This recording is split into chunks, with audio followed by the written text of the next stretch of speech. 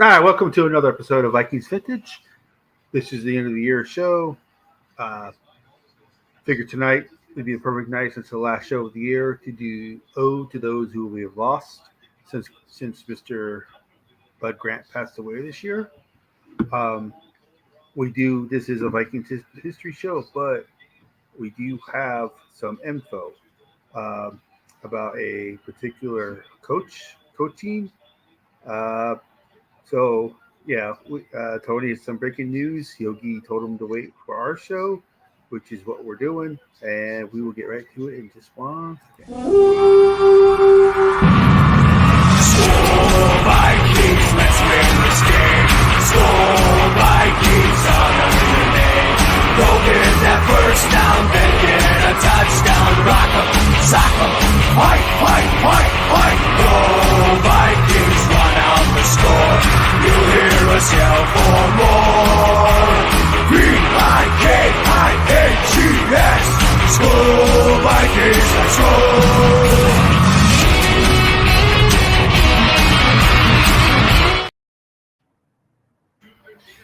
Well, so So Yogi put me on the spot. Yogi put you on the spot. You were not expecting him for you to say on our show. I think he was trying to drum up some people coming in here and watching our show. Right. Why he did it. Which is fine. I have no problem with it. I do not know. You usually tell me this stuff off the air before the show. So my face is actually going to be just as surprised as everybody else's. So what is the steam that you have for B-Flow and KOC? Well, you might be surprised. You might not be surprised. People have been speculating the last few weeks. What is the relationship with KOC and B-Flow? From what my sources have told me, in essence, there is no relationship. They don't even talk to each other. Basically, B-Flow does his thing. KOC does his thing.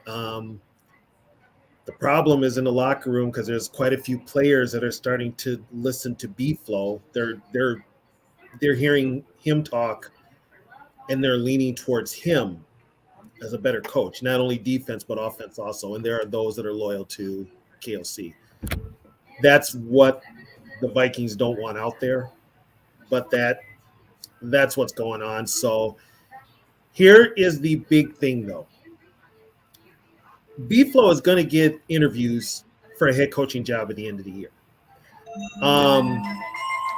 But it all depends on who is looking for a head coach. Atlanta is on that list. They've changed their mind on Arthur Smith, so he could be fired. The problem is a lot of teams are going to wait to see what happens with the whole John Gruden thing, John Gruden's lawsuit. If the NFL settles that lawsuit right away, Gruden's going back to the Raiders. That's what Mark Davis wants. So, and there's going to be other head coaching jobs out there. B-Flow could get a head coaching gig. He is a defensive coordinator, but he does have head coaching experience. So if you wanted to go that route, you could go that route. I think Eric Bieniemy gets the Commander's job because he's already there and he's got a relationship with Sam Howell. Atlanta could be, which I think if they do decide to get a new head coach, B-Flow would be a great hire. I think they should get. You don't think they'll go Gannon from not Gannon, but Johnson? No. Also, New Orleans is going to be looking for a coach too. I think Dennis Allen's out. Johnson is intriguing because do you really trust him with the whole team? Well, the Vikings have shown that it's hard to hire a guy to be the head coach if he's never actually called plays before. Yeah, exactly. So, the Vikings are, and Harbaugh's gonna be the big news because he's taking that Chargers. Yeah, he has not signed that new Michigan has offered him an extension. Mm-hmm. He has not signed it. Well, and you know what? If I'm Harbaugh, I just keep telling Michigan, guess what, guys? I got an offer from the NFL. Yeah. Michigan's going to give him money automatically. Yeah, he is. But there's the Chargers job. We don't know what's going on with Mike Tomlin. We don't know what's going on with Belichick. Salah's job is safe. I think they're going to wait and see what happens with Rodgers next year. There could be Belichick could be gone. Zoe, you hope Harbaugh Yes. stays in Michigan. But him not signing that extension is a pretty big sign. And there's another, and I thought there was another report coming out today that they are starting to panic in Ann Arbor that he has not signed it Yep. because they know there's going to be a lot of openings in the NFL this year. Yeah. I'm actually glad the Bears have actually started to win some games because Eberflus might be safe Eberflus is going to keep a job. which means that he's not going to Chicago, and I do not want to face a pissed off Harbaugh twice a year. Twice a year. Yeah, because they'll to get back at us. Yeah. So it's pretty safe to say he's going to take that LA job. Yeah. So there could be a wild card. Seattle could open up. I mean, what's the name could retire. If the Vikings do lose B-Flow, which when you're professional, you could work with somebody you don't get along with. So I don't think that's an issue. But when it starts to split the team, then it is. Right. And then, yeah. They need to have like a end of year meeting, find out all that. But then you'd have. I think the Wolves will let him because they hired. Kind of keep in mind though, KOC wasn't their first choice as head coach. That was Harbaugh. It was Harbaugh. So do they side with KOC or do they side with Flo? They're going to side with KOC and they're going to go with the 13 games that he won his first year. Yeah. So they're going to side with KOC. Also, be prepared for this, folks. KOC's best friend is Brandon Staley. The guy who just got canned to San Diego, and he is a defensive coordinator. So guess what? Staley could be our next D coordinator. But it's the media portrays everything just rosy out there. It's not. And the Vikings are doing whatever they can to cover up. Well, we all know the Vikings are good at PR.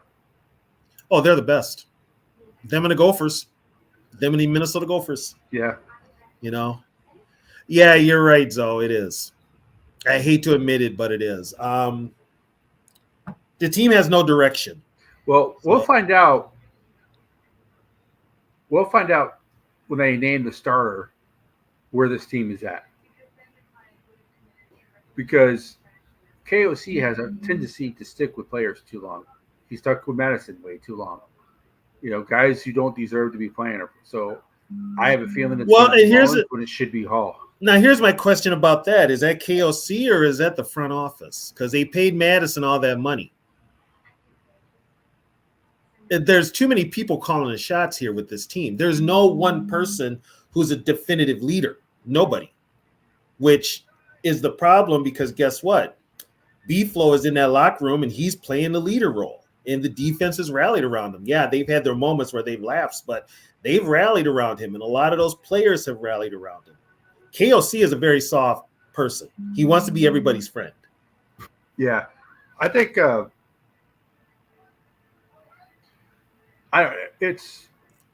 can't be everybody's friend to be a coach. I think Brian Flores has got that dog in him that KOC doesn't have. Brian Flores is like Antonio Pierce if you let him. He'll come out there and say what Antonio Pierce said.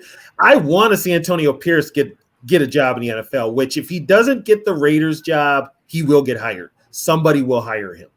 Yeah. But like I said, with the Raiders, it all depends on what happens with Gruden. If the NFL settles that lawsuit and doesn't let it go to court, Gruden's back in Las Vegas. Now, does Pierce also start getting looked at for head coaching jobs? What he's done with the Raiders? Yes, he does. But the only knock against Pierce and B-Flow are their defensive guys. Yeah. And in today's league, everybody's going, offense. But guess what?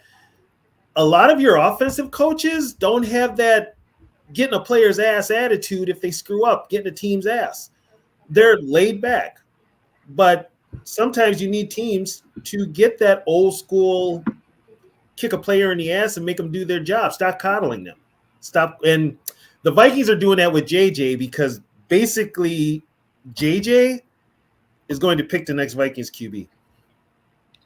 Thank you, T-Bass. It really is. It really is.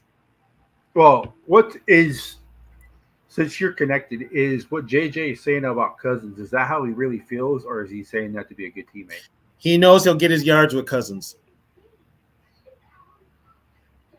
That's basically what it is. He knows he'll get his yards with Cousins. Here's my thing. Does he think he can win with Cousins, though? That's the question. That's because it doesn't matter what you and I think about Cousins. If we think the Vikings can't win with him, it doesn't really matter what we think. It matters what the players in the locker room think. If they think they can win with Cousins, it really doesn't matter what we think. Unless Cousins play defense, no. Well, that's what I'm saying. Like, if the players on that Vikings right now say Cousins can lead us to the Super Bowl, we don't need another quarterback. That's all that matters. Is it the other team? If the team believes in Cousins, it doesn't really matter what we say sitting on our couch. That's my question. The only player I'm hearing that from publicly is JJ. Nobody else has come out and said anything, and I can't. From what my connection has told me, literally, he's told me from the front office on down, this team has no direction whatsoever. But we all know the Wilfs. The Wilfs don't want to start over with a rookie quarterback. They just don't. No, they don't. Well, I know the Wilfs think they can win with him. That we know that. KOC probably thinks he can win with him too. Obviously, Justin Jefferson. You know what? Here's the deal. Here's the deal with the Wilfs. You keep Kirk. The ticket sales stay the same.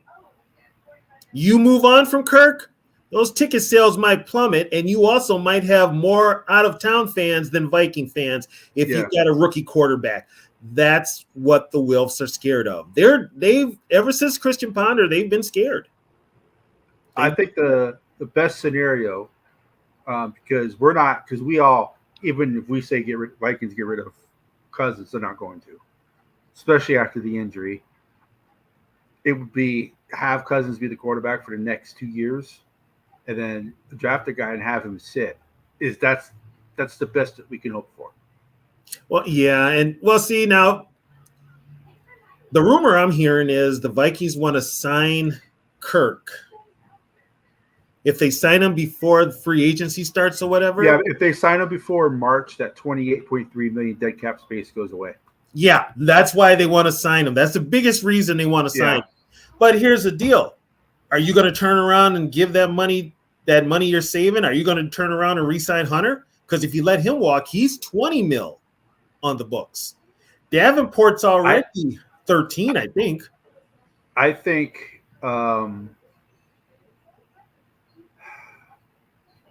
they probably going to have to, in their mind, make the choice between JJ and Danielle Hunter. I think JJ wins that battle. JJ can wait. JJ's got 2 years. I know that. We know that, but JJ can wait. He's got 2 years. And like I said before, he plays a damn position that's friggin' expendable. He plays wide receiver. There's a new one that comes out every year just as good or even better or pretty close. You can find one cheaper. You can find one cheaper, but JJ, I don't know. JJ is a different level, in my opinion. You see that? You see different level with JJ? He's the best receiver in the NFL. When he's on the field. Stuck in here. Oh. Why is the cat stuck in the bedroom? Sorry. I But I see, because I think JJ is way better than Stephon Diggs. He's especially not a diva like Diggs. I think yet, and he's not Moss level yet, but he could be. He will never be Moss level. And you can't really get rid of a guy who's that type of level. What I mean by Moss level is being like the main attraction for the team, people coming in just to see him and stuff like that. Like, he is. The Wolves are trying to make him that. But guess what? This is why he'll never be Moss. That's the main. No, he's not. Because Moss could do everything that JJ could do, plus he was a burner. Yeah. Moss was more of a complete wide receiver. Moss even returned kicks. I hope that he actually wants to win and not just get stats. Well, right now they're hit, and this is a mistake too. And all the Viking fans, this is history too. All of you remember back. Giving a player, if you've got a player kind of running that locker room and he's public about things, this was Denny Green's downfall with Chris Carter. It backfires because it alienates that locker room. Yeah. You know, as I knew guys, I talked to Mike Morris, the former long snapper with the Vikings. He didn't like Chris Carter because Chris Carter went in and was preaching everybody, and Denny let him do it, and it pissed off a lot of players. Robert Smith didn't like Chris Carter. A lot of players didn't like Chris Carter because Denny, unfortunately, gave Chris that control to be the player leader, but he preached too much. That was one of the problems. But if you like now, if they're going to let JJ do that, I mean, if they're even letting JJ pick the new quarterback, come on. The coach should always be in control of the locker room. We've got a coach, and then you have players, and you have players who kind of lead the team, but the coach should always have the final say. And then but usually when you're voted as a captain, that also makes you like a leader in the locker room as well. But it's supposed to. They're all professionals. They're all grown men. So you have to act a certain way. You can't just preach and preach. Here's the thing. Now you've watched enough of the Vikings the last 2 years. Do you see KOC as a leader? No, I don't. But I'm not in the locker room, so I don't know. But no, I don't. Obviously, if there's obviously leader if more of the players. Obviously, he's not a leader if more of the players are gravitating towards. That's what I was just getting ready to say. If B-Flow is getting some players underneath him, then no. Because I can tell you when Dennis Green was the coach, there was no split. No, Denny was running it. Right. Yeah, Denny was running it. But with KOC and when Zimmer was a coach, you didn't hear that either. No. But with those guys, it was their team. With KOC, he was a knee-jerk hire. Yep. And everything's done by committee, and they can kind of tell him what to do. And he's a puppet. This reminds me of the Gang of 10. Yeah, worse than the Gang of 10. At least they weren't in the locker room telling the coach what to do. Mark Wilf and Andrew Miller are basically telling KOC how to coach. There's no reason he shouldn't make a decision for who's going to play quarterback on Sunday. JJ needs to call the plays too. Yeah. Thank you, Skull for Life. No. You know what? It works when you're winning. Last year. It works when you're winning, like last year. But this year, with all the adversity, I wanted to see how this team would handle some sort of adversity. They had their moments where they handled it, and they've had their moments where they hadn't. They haven't. Right now, they're not handling it. Yeah, and we're also talking a little bit because we didn't have a post-game show last week because of holiday stuff. Right. So this is the end of the year Viking show. This is the ones that we lost, so it's not going to be like a long typical where we're talking about certain things. No, we've lost a couple of players and coaches this year, so those are the ones we'll talk about. But he also did it again Sunday too.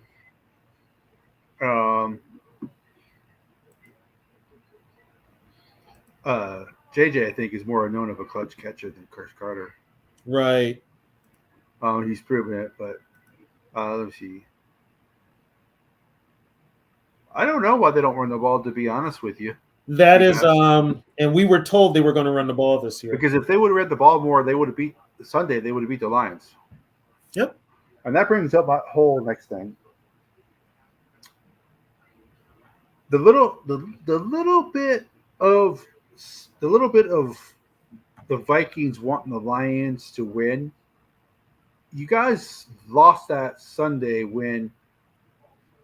And I know T-Bass talked about this early. He wants to know why people are upset about it. Is when you did the skull chant in the end zone. You pretty much mocking us and how that's different about. Yeah, that was he. But you know what? He's not the first one. Right. But the reason why I had an issue with it was because you're acting like you totally dominated us. You barely beat a team that was on its fourth-string quarterback. Lost their starting receiver, lost their tight end, and 4 turnovers. And the 4th turnover was the reason why you won. So you're acting like you totally dominate. You guys pretty much almost. If any other quarterback played that game, if let's say any other quarterback played that game other than Mr. Turnover, I mean, when you have a turnover rate higher than Jameis Winston, you're pretty bad. And yet you stuck with him. Right. So any other quarterback plays that game, you don't win, Lions. So all you Lions fans talking, like you guys are perennial winners. Winning the division once every 30 years is a pretty good lofty goal. So I guess you can cheer about that. But I understand you're full of yourself. But have a look, like us as Viking fans, we get excited, because we're used to winning division championships. The Vikings have more division championships than all the other teams. But we also, when it comes to playoff time, we're like, yeah, but. So that's what you Lion fans need to be right now. So until you prove you can win, just calm down a little bit. Yeah, they're going to come back down there because Saturday night Dallas is going to hit them in the mouth. Yeah, Dallas is going to hit them in the mouth. George, what I mean by Mr. Clutch catch is that catch he made against Buffalo, and the 2 catches he made Sunday, the one in the end zone and the one where he took it away from the defender again.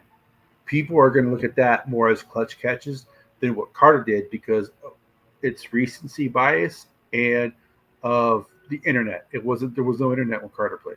Us as Viking fans understand, yes, that Chris Carter was Mr. Clutch Catch, but the stuff around the league is going to be JJ is Mr. Clutch Catch. And plus, if you're a real Viking fan, you know for a fact that Randy made catches like that normal. Yeah. He made catches. I don't know. Justin Jefferson's had some bad quarterbacks other than Cousins throwing him the ball. He's been proven this year. Yeah, but he's had mostly Cousins. Yeah. He's had mostly Cousins. Yeah.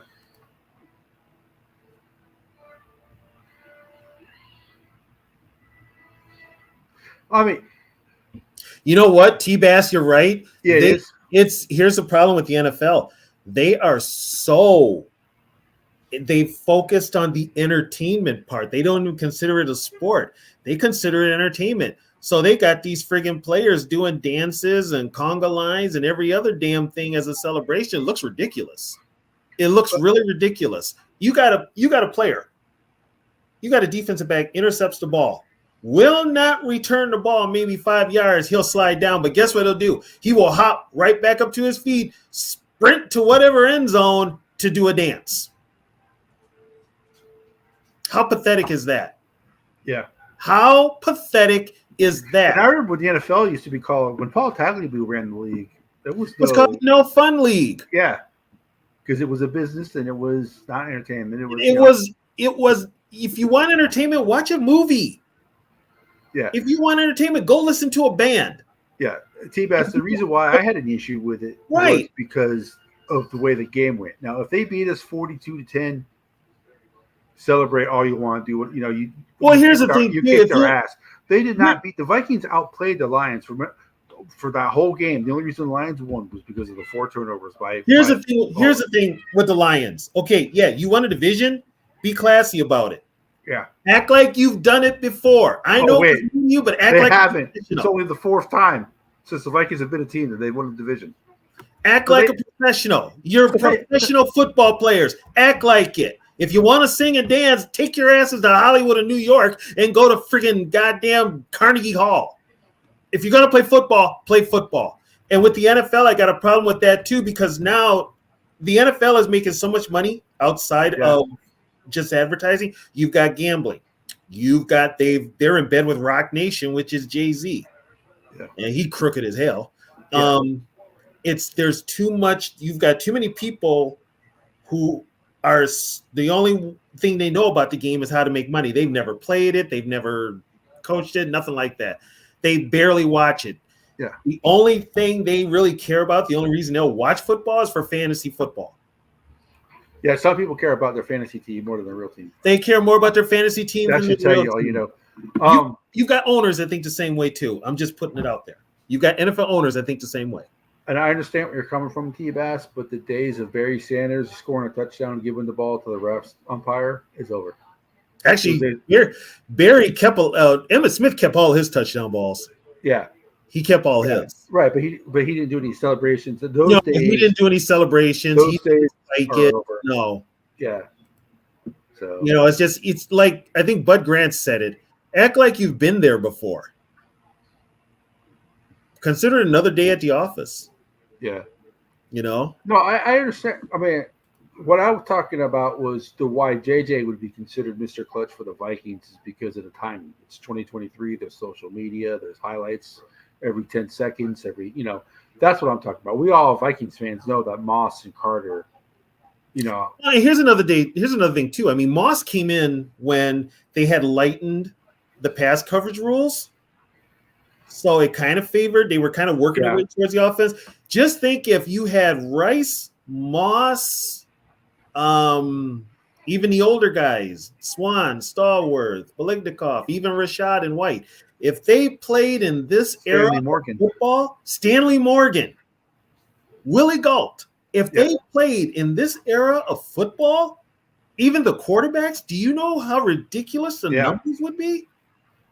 Because you can't play defense. Imagine the 3 deep today. Imagine Reed, Carter, and Moss today. It would. Yeah. The Vikings would. Do you think they scored a lot of points in '98? That offense today. Yeah. Could you imagine how many points they would score? Yeah. They wouldn't just win by single digits. The Rams in '99, the greatest show on turf. Yeah. It's like. Yeah, Dave's not a regular part of the show. He comes on every once in a while. Yeah, I hope he comes on tonight. Yeah.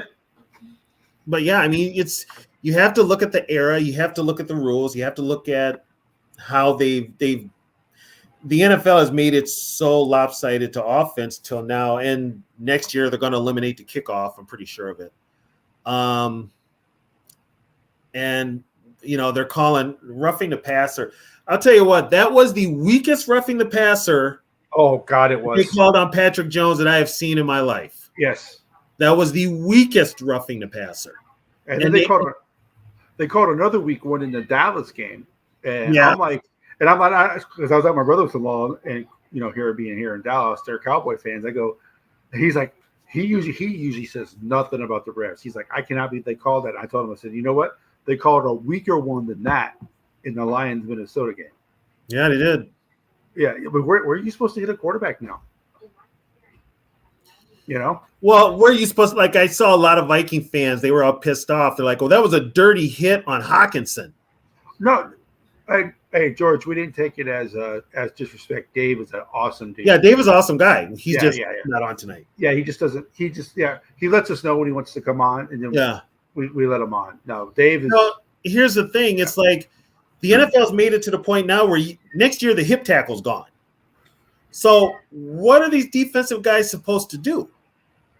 How are they supposed to bring these guys down? They're not. I hate to say it, but it's flag football. 10, 15 years. Do you think it's called the NFFL? Because look at flag football is in the Olympics now. Is it? Yes.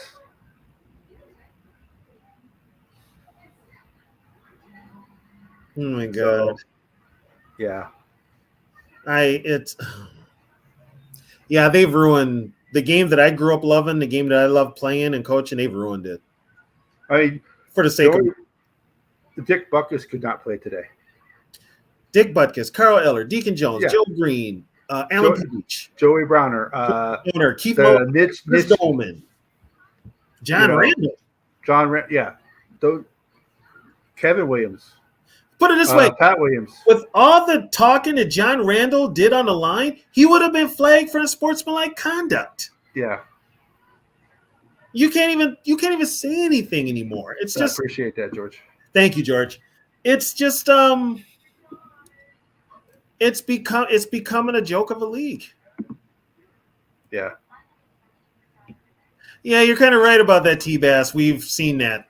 Yeah, there are some young guys who do care about history and do care about this show. Mm-hmm.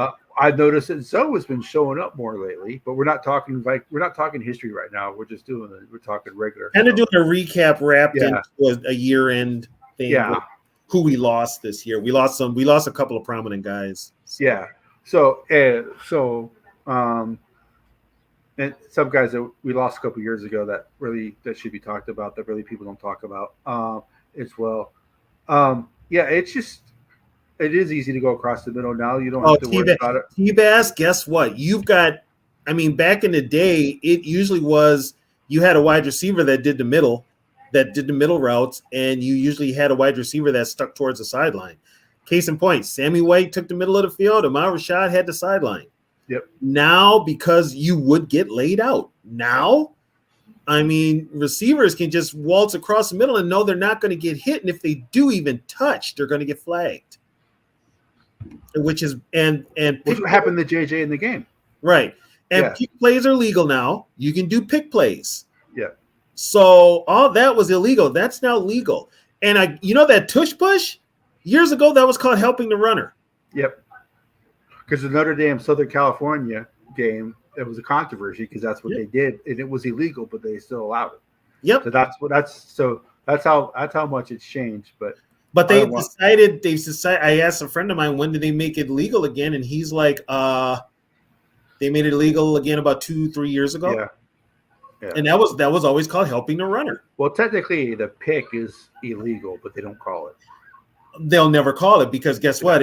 And also that little screen pass they throw out to the edges there's holding on every play on that, and it never gets called.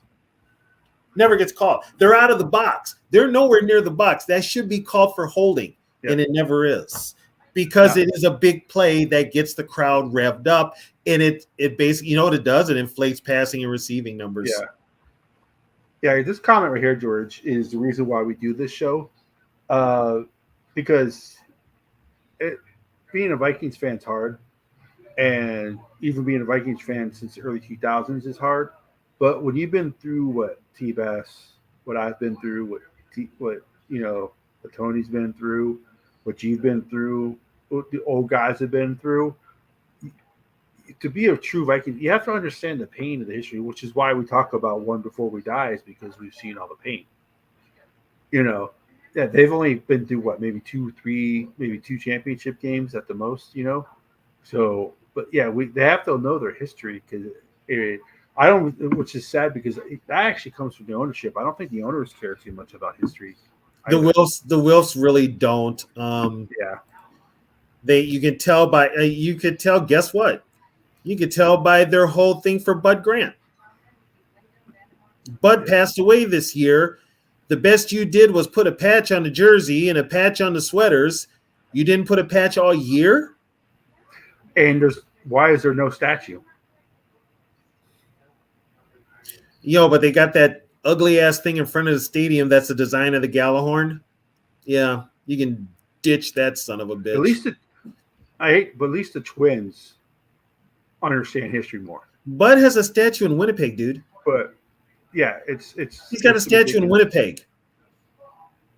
He's got a street named after him over by the stadium, but it's a dead end street. Yeah. It's my God. It's like, okay, that's really how you're going to honor him. And before then, it had another name. I think it was Puckett's place. So they just swapped it out with Bud's name and moved Puckett's place over near the Twin Stadium.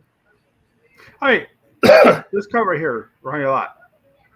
Do you think a player today would have done what he did? With the finger? Just cut it off and I'll go back out there. No, they'd be on IR for the rest of the year. No, they would be Lewis seen. Lewis ain't, in the words of T-Bass, Lewis ain't seen him. Has not been seen. They need to put his ass on the back of a milk carton. Have you seen Lewis? Yeah. It's just these players, and I said it before, these players are soft as hell. They are soft as hell. Even if you had this generation go up against even the ones in the 90s. Yep. That would be bad. I would even say early 2000s. Yeah. up to like 2010. Yeah. Up to like 2010. But just they've changed the rules so much, and just the way they teach the game of football, it has gotten softer. It's gotten more offensive. I mean, you've got these offensive coaches, especially in high school, that think they want to rewrite football. And they're making it so you got 11 possible receivers. You got one guy as a blocker and all this other crap. It's like, no, that's football.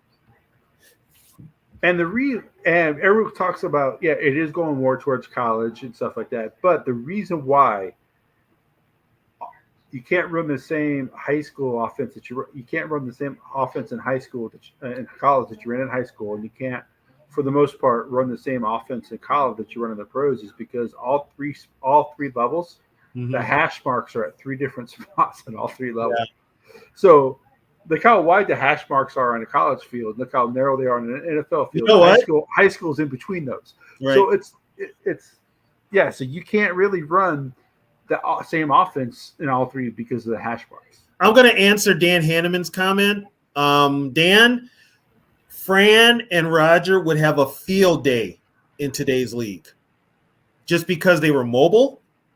Yep. And actually they could hit their targets. They could. You got to keep in mind, Dan, back then, the defensive backs were left pretty much the whole down the whole field. Right. Fran and Roger would just Terry Bradshaw. They would dominate. Just think if Dan Marino's playing in this era. Oh, gosh. Martana's playing in this era. If you thought the yards they put up back then, just think if they played in this era.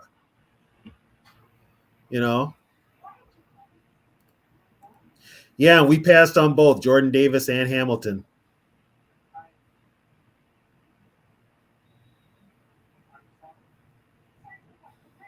Just seeing a block kick this weekend. Yeah, I have to talk about that player. Oh, that would be nice. That would be nice. You think for me, this team, I wish they had honored Bud Grant more in other ways, and they failed. Ooh. Oh, thank you for letting us know, Double. Appreciate it. Thanks, Double. You do you. Have a great night. Oh boy, they're coming out. Yep, they put the kids to bed. They're coming out. Yeah. But yeah, I wish this team had did more for Bud this year. I really do. It seems like kind of like a slap in the face. Because when you think of the Vikings, you think Bud Grant. Oh, of course. Yeah. Of course. You think of Bud. Yeah. And the Wilfs did as little as they could to honor the man. They really did. Yeah. A patch on opening weekend. Come on. Hell, the Bears still have the GSH on their damn shoulder pads. They're not getting rid of that. Yeah. So it's like, the Lions have the logo, the initials of William Clay Ford. Yep. I know it's not an owner, but still, Well, even back in the day, when Tom Landry passed away, the Cowboys had a patch on their jersey with the hat that he used to wear. Yeah. That was the whole year. And the Eagles, when Jerome died, they had the black stripe. They had the black stripe for the whole year. Yeah, it's just it's just the Wilfs did as little as they could to honor the man that was Viking history. The Wilfs just don't care. Yeah, that's true, Dan. Yeah. Yeah. A lot of injuries this year, though. They don't have Hawkinson's out for the year. He's going to miss some time next year, too.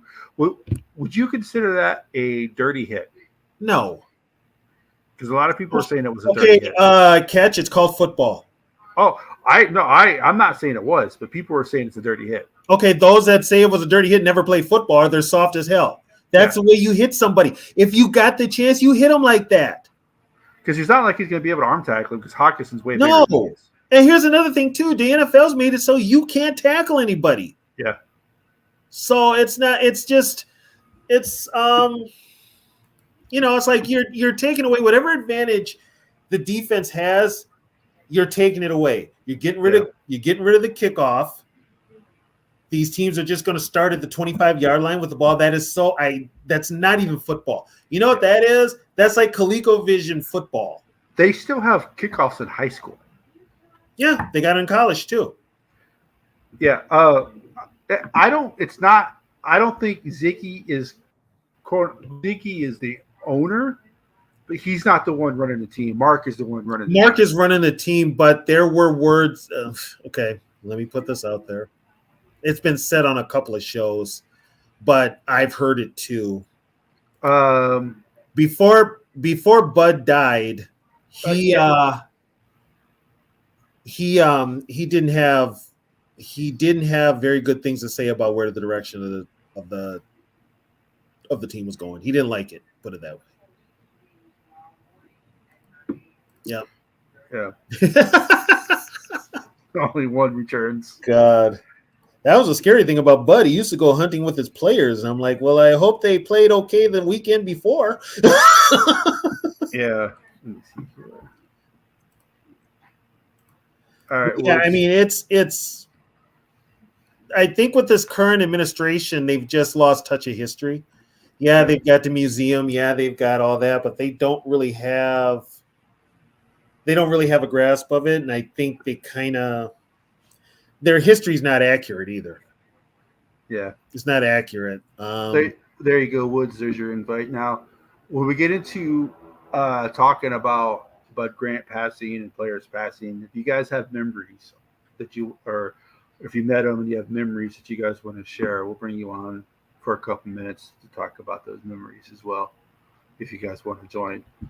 But yeah, D Woods, that's for you to come on.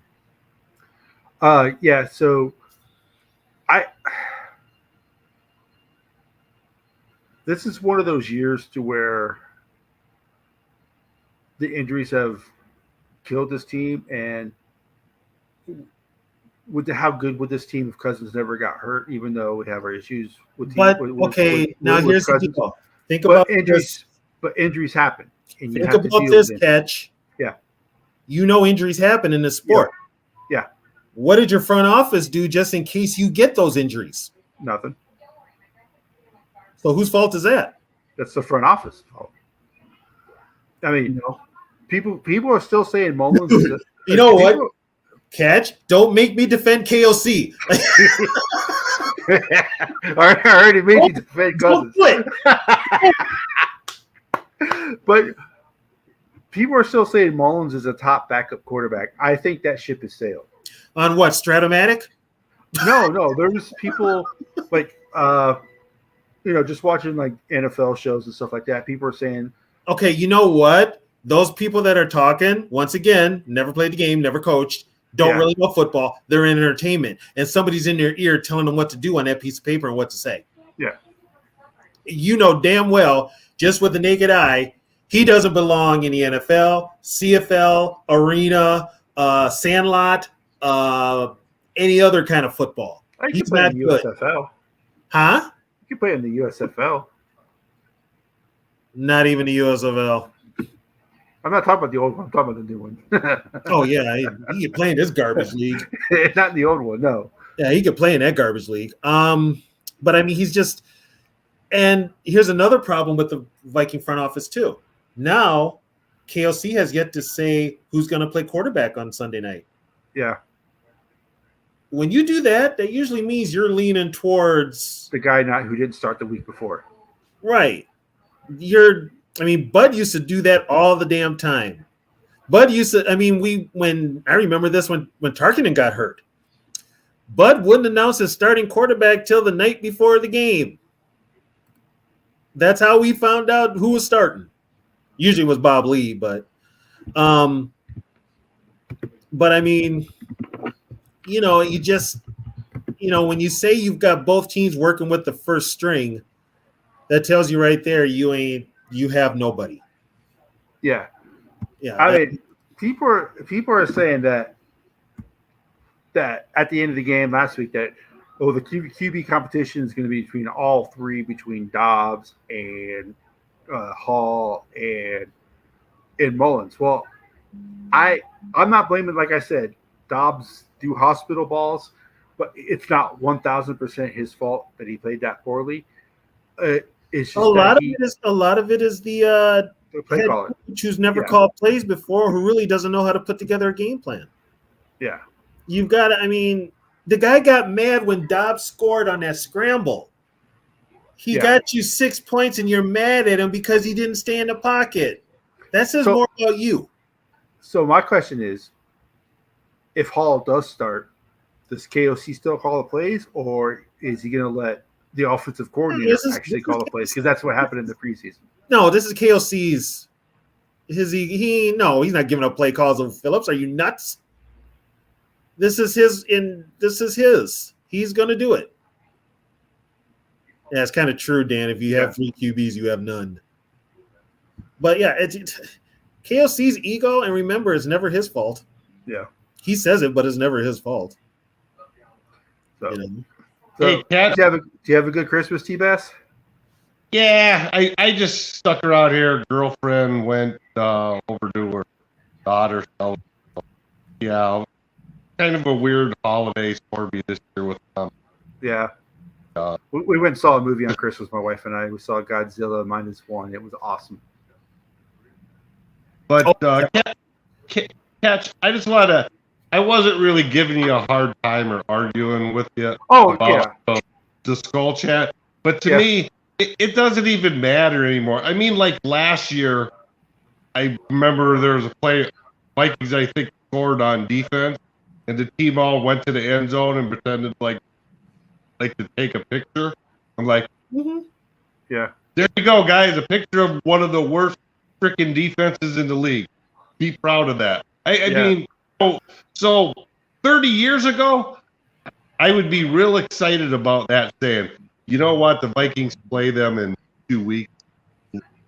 Let's see what happens to those guys who are doing that. But I don't feel like players have the fans back. Well, Well, here's another thing too. If you don't want the opposing team to do that shit, win a game in your own stadium. Well, that's the attitude I have. Is you don't want them to do it, stop it, right? Which is if the Lions destroyed them, I wouldn't have no issue with them doing the skull chant.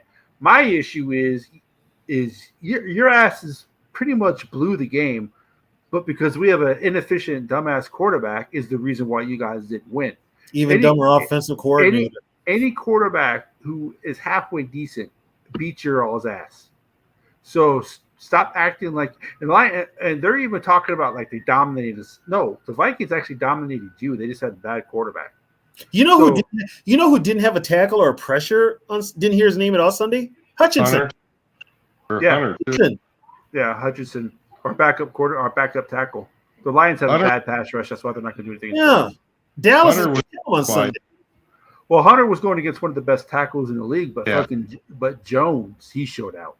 Jones came to play, but then when they threw that cheap ass personal roughing a passer on him, you could tell he kind of let up. Yeah. We were talking about the older time thing where I get frustrated when I hear younger generation. He couldn't play in. He's not fast or big, and I tell him, okay, let's take Carl Eller for example. Give him growing up in today's era where they have the weight training, the dietary, the physical training stuff. That guy would be a monster. He would be bigger. He would be faster. He would be quicker. He would be Daniil times 3. I mean, a guy like Joe Sensor, who was a great athlete. A lot of people don't know when he left college, he was the all-time field goal percentage leader in college basketball. He was a basketball player. He played basketball. He blows his knees out in today's medical thing. He probably comes back and has a great career. And we would be talking about TJ Hawkinson has a long time to go catch Joe Sensor. These this younger generation it's almost like they have no respect for what. Well, they think, and I don't know. We weren't really like that. We had a little more respect, but they think they do it better. I remember the game where Tuckerton got kicked in the face and got like 6 or 7 teeth knocked out. Yeah, I was at the game. I saw it when it happened. Went to the hospital, got stitched Came back up, and won the played. game. Yeah, it was you know who it was against? The Lions. A quarterback would be out for like 6 weeks now, probably. Oh, if that happened to Kirk Cousins, he's on IR for the year. I mean, not too far long ago. You remember when Sapp laid out the Green Bay guy on that? Yeah, Clifton. That guy would Sapp would be suspended now for probably 4 weeks, even though it was a legal play. It's not the game of football that I grew up watching, and it's really hard to watch. It's like I'm getting less. What's going to have to happen is for people, because, and I've said this before, there could be too much, and it could be too much NFL. The league is going to get oversaturated. People aren't going to pay attention. Yeah, the thing that made the NFL so great was it was 2 nights a week, Sunday night. Now it's damn near every night. Oh, by the way, next year Christmas falls on what, a Tuesday? The NFL is going to have a game on Christmas because guess who they're competing with? The NBA. Well, NBA ratings are down too, so I don't know. Well, Catch, you were like me. It was a big deal when we were kids to get to see the Vikings play. Oh yeah, Dude, Tony, you got to watch them every week. yeah. We were. I got it. Here's the thing, though. You guys lived out of state, right? Yeah. Yes. Here's the deal. Prior to 1973, home games were not televised on TV. We had to watch them we had to listen to them on the radio. But I mean, Monday Night Football, the Vikings were on. That was a big deal. And it was a big deal when your team got to the playoffs because you got to see that one extra game. Yeah. That was guaranteed to be on. But here's the deal. We never saw those games live because they wouldn't be televised. They weren't televised here in the Twin Cities. The NFL changed that rule in 73. Well, I remember. But we couldn't even listen to them on the radio, though. You could get it on the radio, but you couldn't get it on TV. But we couldn't listen to them on the radio. Well, you could in Minnesota. Right, because we had to listen to the Dolphins is what I had. Minnesota, if the game was a home game, they were not televised. I was lucky because I lived outside Chicago, so I was guaranteed to. So you got the game. At least twice. Yeah, at least twice against the Bears. And yeah, then Monday night games. Yeah. Very rarely were they on until Fox got the contract. Vikings really weren't on TV that much. Even in Florida, they show the Cowboys a lot. So every time the Vikings play the Cowboys, well, it depended. Well, at that time, the Viking teams before Fox got them, the Vikings were like 80. The Vikings were like a big deal in like 89 when they got Herschel Walker. Then the media started paying attention, but once it looked like it wasn't going to work, the Vikings were kind of an afterthought. It all depends on the marquee players. Didn't they have games of the week though? Yeah, they always had. I remember being being a kid. Vin Scully announced. Right. You always had like. There was always, it wasn't a game of the week per se, but there was always a nationally televised game, and it was usually a late afternoon game. And unfortunately, it was always a friggin' Dallas Cowboys. Or the 49ers at the Or Vikings. the 40. It was usually a West Coast team or Dallas. Or sometimes when or the Raiders. Or when they were playing the Falcons because the Falcons had Dion. Yep. But it changed. The NFL kind of got it to where they wanted all the teams to be on TV, and now they're kind of getting away from that because certain teams just don't sell. But then you've had some, but now that's why they have the flex schedule, which is what I said. You've got too much outside interference. You've got other. I don't like that flex schedule because I used to travel and go see games, and I'd be pissed off if I bought hotel reservation, plane tickets in advance and stuff, and then. 3 weeks before the game, we switched it to Saturday. They don't care about that. They care about the people watching from home. That's all they care about. That's what they care about. All they care about is revenue money from commercials. Yeah. No, And unfortunately, Goodell has sold this. Put it this way: when you hear an NFL owner say they're losing money, that's bullshit. Because first of all, anytime that NFL logo is slapped on any damn product, that's money for the whole damn league. The video game Madden is the perfect example of that. The Madden football game is by far and away probably one of the worst video games ever made. It's gotten worse. The only reason that it sells is because it's got the shield and it's got the real teams. There's far better football games out there that aren't NFL licensed, but they don't sell because they don't have the. You know why? Because they didn't get the NFL rights. They didn't get the likeness to the players. What happened was, and this is what the NFL did: EA Sports outbid everyone. Yep. And they signed that exclusive contract. The NFL signed an exclusive contract with EA Sports to be the only NFL game. Yeah. Because 2K was kicking their ass. Sega had a better game than they did. Well, it's the same thing. Yeah. 2K and Sega are 2K was much better. Yeah. Here's a funny story about likenesses and stuff. I heard George Halas was just a cheap there. I mean, he was dirt cheap. And I guess old man Sable from the films, Yeah, NFL films, yeah. His kid does it now, but his dad, they're both gone. I think it's his grandson who does it now. Yeah, grandson. They both passed away. Halas would never let them film the Bears with their helmets on. And they asked Halas why. That people will start recognizing them and they'll want more money. So he would not let the Bears be filmed with their helmets on. Which is true because most of those early pictures I saw of Butkus and Sayers, they're all in their helmets. Yeah, he said there was more money when people start recognizing them. Yeah. That's how cheap he was. It doesn't surprise me that he would care more about the C on the side of the helmet than the players that wear the C. That could have been it too. That C is like cheap advertising.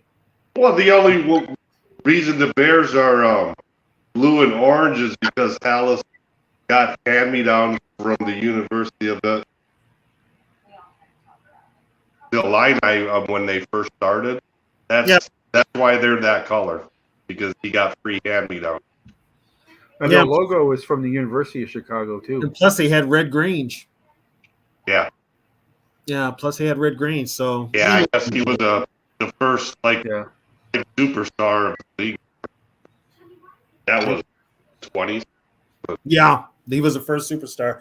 And then they had their next one was Bronco Nagurski, believe it or not, from Minnesota, International Falls. Yeah. I didn't know, but talking about last week's game, the thing that pisses me off is when you have a struggling quarterback, even going into this week's game, they play Hall or something. I've always grew up, you have a quarterback struggling or you have a young quarterback, one thing you try to do is run the ball to maximize, take the pressure off of him, minimize the mistakes and stuff. I was listening to the game on the radio. It was 11 minutes into the fourth quarter, and they ran their 11th run play. That's it. It's just simple. They only had simple football. I think they only had 17 yards rushing last week. Well, that's another thing, everybody's so big on this Reisner guy. He can't run block worth of crap. I don't think Bradbury can either. We don't know. They don't run the ball. We don't know. They don't run the ball. Yeah. I mean, but here's the thing. Here's the problem. When you went for it in Cincinnati, you didn't get it the first time off of Bradbury. They should have told you to change the play, run something else. Maybe run Chandler to the outside. He's got the speed to get there. Why do you do the same goddamn play twice? If it didn't work the first time, what makes you think it's going to work the second time? That's just common sense coaching. And using the guy who used to push. And you used a 165-pound wide receiver to push him. Yeah. So I'm going to let you guys get back with your show. I know we lost. Any thoughts? Any before you go? Any thoughts? Like Did you ever meet Bud Grant or any of the guys who recently passed? No, Any stories or anything like that? I would have loved to meet Bud Grant. But older Vikings that I met Bill Brown a few times just because he lived up in the town with me. And we did, however, my dad's high school friend, this is in 76, when my brother was still a Viking. I have a brother. Yeah. That's why I'm a Yeah. But, Frozen. This is a one-time current event show that we're doing because we weren't on last week and the end of the year. Sorry, T-Bass, go ahead. My dad's buddy owned a resort at Round Lake. You guys know where that is? I know where Round Lake is. Yeah, I know where Round Lake is. And I'm pretty sure my dad's not around to ask him. I'm pretty sure he used to take Bud Grant fishing out there. So he was able to get tickets for us. And it was a Monday night game against the Steelers. And so we went up fishing for a few days at Round Lake and went over. Yeah. But my dad was a Bear fan, but he always liked Bud. And one of my memories I always have of him was when we were watching the last time they went to the Super Bowl, the championship game. They had when the time ran out. Mm-hmm. Bud Grant was smiling, and my dad got a kick out of that. Bud Grant's smiling. He just Because he never smiled. Yeah. He never He just got smiled. a kick out of that. He's like, they made the son of a bitch smile. If you caught Bud smiling, it was either he never smiled on the sideline. It was usually after the game or on his weekly TV show. He would crack a smile, and it was. I'm pretty sure it was that last championship game, if my memory. Yeah, he was on the podium smiling. Yeah, I remember that. He was on the podium smiling. They had him on the sideline. He never showed much emotion. Bud never did. He did later on, but he never showed a lot of emotion. But they called him Stoneface for a reason because he just would not. When he died, I was a lot of K-Fan and some of the stories they were telling about him.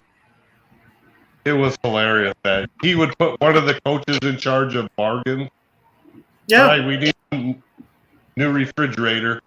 You're in charge of going out and getting the best price. And how he had in his contract free life. And he used to bring his whole family's car up there to show up. And he would cut practice short. If the Ducks were flying a certain way, he would cut practice short, follow the Ducks to go hunting.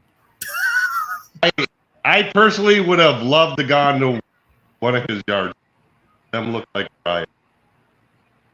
He had a lot of memorabilia. He still had his office. I hope they kept it there.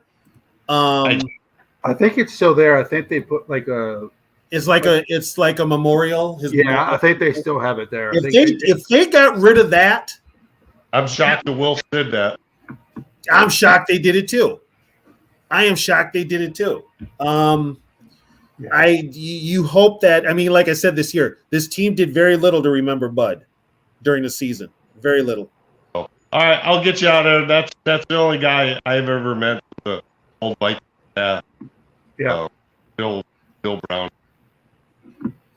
Yeah, we lost some guys this year. So. All right, guys, thanks. Love your show. I got a lot of respect for you guys. You guys are, I say, the most knowledgeable, honest stream on here. You don't pump people full of sunshine and you guys are the go-to guys that I want to hear. Well, thanks a lot. Thanks a lot, T-Bass. Yeah, we appreciate it. We appreciate that. Thank you so much. Anytime you have a chance to, unless you're doing something with family, you're always here. So definitely appreciate that. So, yeah, Frozen North. This was not a season of that Bud Grant would have liked. Yeah, It's and not only did we lose, somebody else we didn't honor this year that we lost. People forget about him. Joe Cap. Yeah. We lost Joe Cap this year. The first, and he was a true Viking legend, people. He was a Viking legend. When he was here, he had this town. He was that hard-nosed type of quarterback, couldn't throw a spiral for his life, but the fans up here loved him. He was that Minnesota type of player. And he was somebody that those players rallied around. If you ask Jim Marshall, Carl Eller, Alan Page, Gary Larson, guys that are still with us, they'll tell you Joe Cap was that rally. Ranieri, Dave Osborne. They'll all say Joe Cap was a hell of a leader.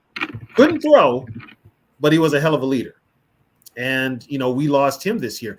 And the team didn't honor him at all. No. They didn't honor Joe Cap at all. It's almost like it was they've never heard of him. So, but yeah, we lost, two valuable members of that first Super Bowl team. Single bar face mask. Yeah, old school. Yeah. And in that day and age, Joe Cap tied an NFL record with 7 TD passes in one game in that old school NFL. And I think that's still the record for the Vikings. It's still the record for the Vikings. Still right. Let's see. Peyton Manning tied it, and so did Nick Foles. But nobody's broke it. Yes, he did, Bob, against the Baltimore Colts in '69. He had 7 TD passes. I think he's the only player to refuse his MVP trophy as well. The team MVP. Yeah. He would not take it. Technically, they haven't had one since then. Yeah. But then he got in that contract dispute. And do you still think they would have went to 4 Super Bowls if he was the quarterback as opposed to Tarkenton? They'd have won the Super Bowl in '70. Yeah. They would have beat they wouldn't have lost to the Niners in the playoffs. And they probably would have beat Dallas. The 75 game? 70. Okay. In 70. Well, I'm saying if he would have resigned, he would have been the quarterback probably in 75. Yeah, and they would have won it. Because they had a dominant defense. Yeah. So they probably would have won it in 70. 71 might have been a stretch. They could have put together that back to back. That defense was dominant in 71. The only thing that held us back in 71 was no offense. Exactly. And when you think about the quarterbacks we've had since then, I think Tommy Kramer threw 6 in one game against the Packers in '86. And if you ever seen, like I said, I don't have the setup that Yogi has, so I can't play videos that he can. Yes, Joe Cap was an actor. If you ever watch highlights of him throwing the ball, you want to talk about. I'm surprised Bud Grant didn't have a shotgun to go duck hunting on the sideline when Cap threw the ball.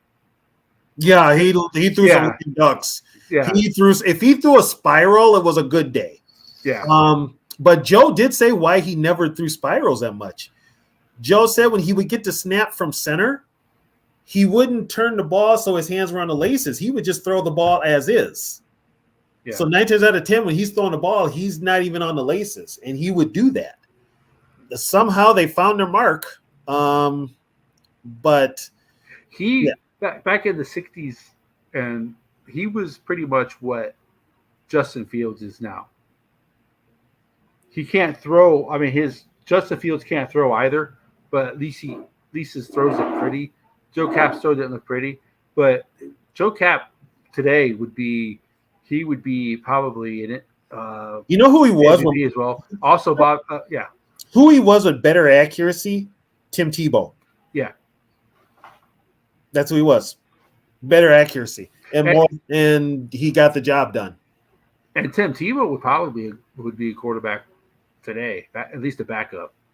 He just came out too early. Yeah, he thought he was better than he was, and he wasn't. He should have played tight end, but yeah.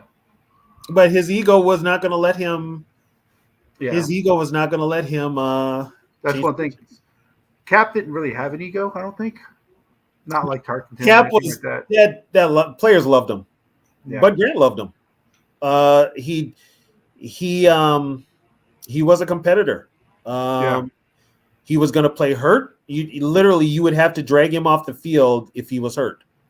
He got hurt in the Super Bowl. He got knocked out, but he came back in. He wouldn't have been able to come back today. No, they would not let him in. Yeah. They would not let him back in. But yeah, he was that era of football. He was that era, and we lost him this year too. If he would have re-signed, did they ever get Tarkenton back? Does Tarkenton? Because okay, what a lot of people don't realize is during training camp of '71, when Tarkenton was with the Giants, he retired. Tarkenton had retired, and it took Wellington Mara, the owner of the Giants, begging and pleading with him to come back because they had no quarterback. But Fran wanted out in '71, so it's hard to say. If Joe wins that Super Bowl, he might retire, or he might get to the point where he's a free agent and want to test the waters. It's hard to say. But Fran, if the Vikings really didn't need a quarterback in '72, Fran wouldn't be here. Now, that being said, Bud never wanted to trade Fran Tarkenton. Yeah.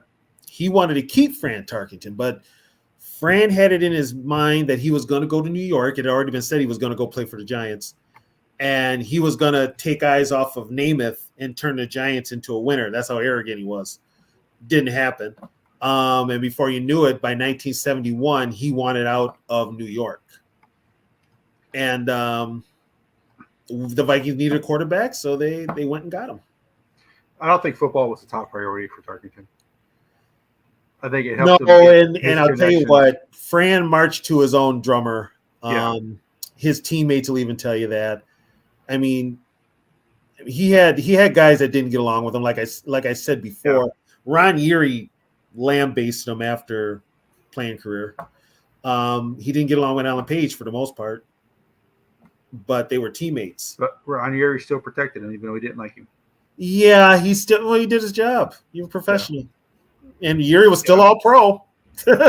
He was still all pro. So, but I mean. Oh, speaking of Yogi and pizza.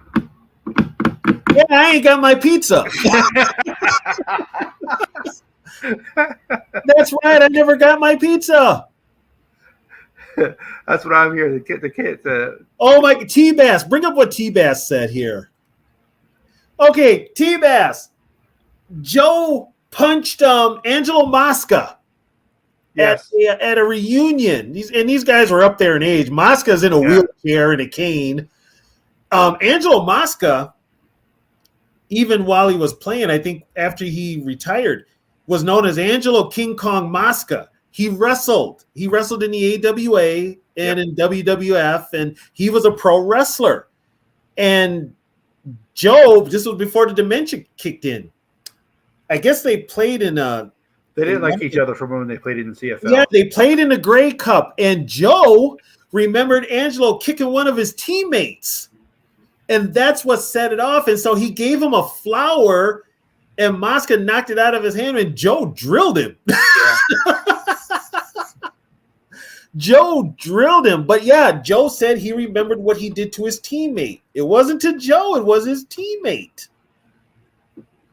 Joe, you know what? I think Cap had a cut on his chin. He got that from a fight in a bar brawl. Yeah. And what's his name? John Beasley would tell a story. They, I guess they were out of town. Joe knocked on his motel room door where the team was staying, and he's all bloody and shit. And John's like, "What the hell happened?" He's like, "You know what? these guys at the bar called me a spick, and I got in a fight with them. And he's like, "How many were there?" I'm like, 4. Yeah, and he was a brawler. He was a brawler. Oh, did you already find it, Frozen? Yeah, it's pretty. It's pretty funny because they're both up there in age. They are both up there in age. Hey, Sarah. We just started talking about the passing, Sarah. We did a recap of the season so far. Right. We're really just talking that much. Yeah, we're talking about Joe Cap, who we also lost this year, who nobody talked about. Yeah, and we talked about Bud. We talked real heavy on what the state of the Vikings, since I had to break news because Yogi put me out there like that. Oh, Frozen North, it was funny as hell. I was shocked that Joe still had it in him to do that. And keep in mind, this is before before the dementia had kicked in. It was starting to set in that then. Oh, Sarah just got here. Okay. Yeah. That. Let's get to T-Bass's comment. That is T-Bass. That is true. He did run like a running back. He was pretty much a running back who played quarterback. Right. Is how he would be characterized today. T-Bass, if you get a chance, look up the 69 NFL championship game. Joe Cap runs over a Houston linebacker, Jim Houston, the Cleveland Browns linebacker, knocks him out of the game. He gave him a shoulder. He ran into him, knocked him out of the game. And they asked Houston after the game, he's like, I was doing fine till I got run over by the snowplow, which he was Joe Cap. And but yeah, he was a hard-nosed guy. He was going to take you on. 1 bar and all. 1 bar. So Northeast and Sarah. So with Sarah, since Sarah was Northeast and Sarah, you just joined. Right. Tony had some breaking news at the beginning of the show. Thanks to Yogi. Yeah, thanks to Yogi. He wanted to go on Yogi's show that comes on before this, but Yogi told him to break it on our show. That Tony has inside information about the relationship between KOC and Blind Forest. So I'll let you tell the people who are just joining us there, Tony, what the relationship Long story is short, there is no relationship. They don't talk. The locker room there's starting to be a divide in the locker room. A lot of the players are gravitating towards Flores and his style of coaching, just all around, because he's got that experience. But there are those that are loyal to KOC. So you've got that going on, and Flores will get some looks at the end of the season. That's about as long as it gets, Frozen. So my question is, isn't Brian Flores more like Zimmer? Didn't they want to get away from that? Yeah, but look what it got him. I'm just saying. I mean, well, here now, this is where it's conflicting. The players that wanted to get away from that style of coaching are not on the team anymore. One of them was Eric Kendricks. Well, the biggest, because Eric Kendricks he doesn't even say hi to me in the hallway. Who fucking cares? Yeah, that was Eric Kendricks. And Kendricks is gone. Yeah. But yeah, there is such a thing. Some players like that. Like I said, they like getting that foot in their ass. I know. I preferred that. But that's just me. Yeah. What did you get? What are you giving away, Sarah? And they're still stealing from you? Damn. Well, technically, if you're giving it away for free, it's still. And then they still steal. That's fucked up. They're probably like, she's giving it away for free, so why does it matter if I take it or not? That's not the point, people. Right. There's no repercussions. Yeah. Oh, Mama, I didn't even know you were still in here, Mama. Good night, Mama. Good night. Yes, Frozen, we have our second development of mutual. But here's the dynamic. As far as the football part is being run by, that's definitely Grigson, the former Colts guy. Kwesi is there. He's kind of like the spokesperson, but see, everything's done by committee. There's no real leader. So yeah, Dan, yes. Was it Brian O'Neill? But Eric Kendricks is the one who mentioned Kendricks also said it too. Kendricks is the one who mentions it in the interviews. So he may have said it to Brian O'Neill, but Kendricks just said it in the interview. Yeah. But I don't know. But that doesn't really seem like a Brian O'Neill would be that soft. Maybe he is. I don't know. Well, I don't know. The way he got pushed around sometimes this year, I think, yeah, maybe. A lot of clothes, furniture, and household items. Wow, Sarah. Well, you should have told me. I could have used another laptop. Yeah, pretty much, George. Just what it was. Basically, George, yes, it was. He hurt my feelings. Yes. That's what it was.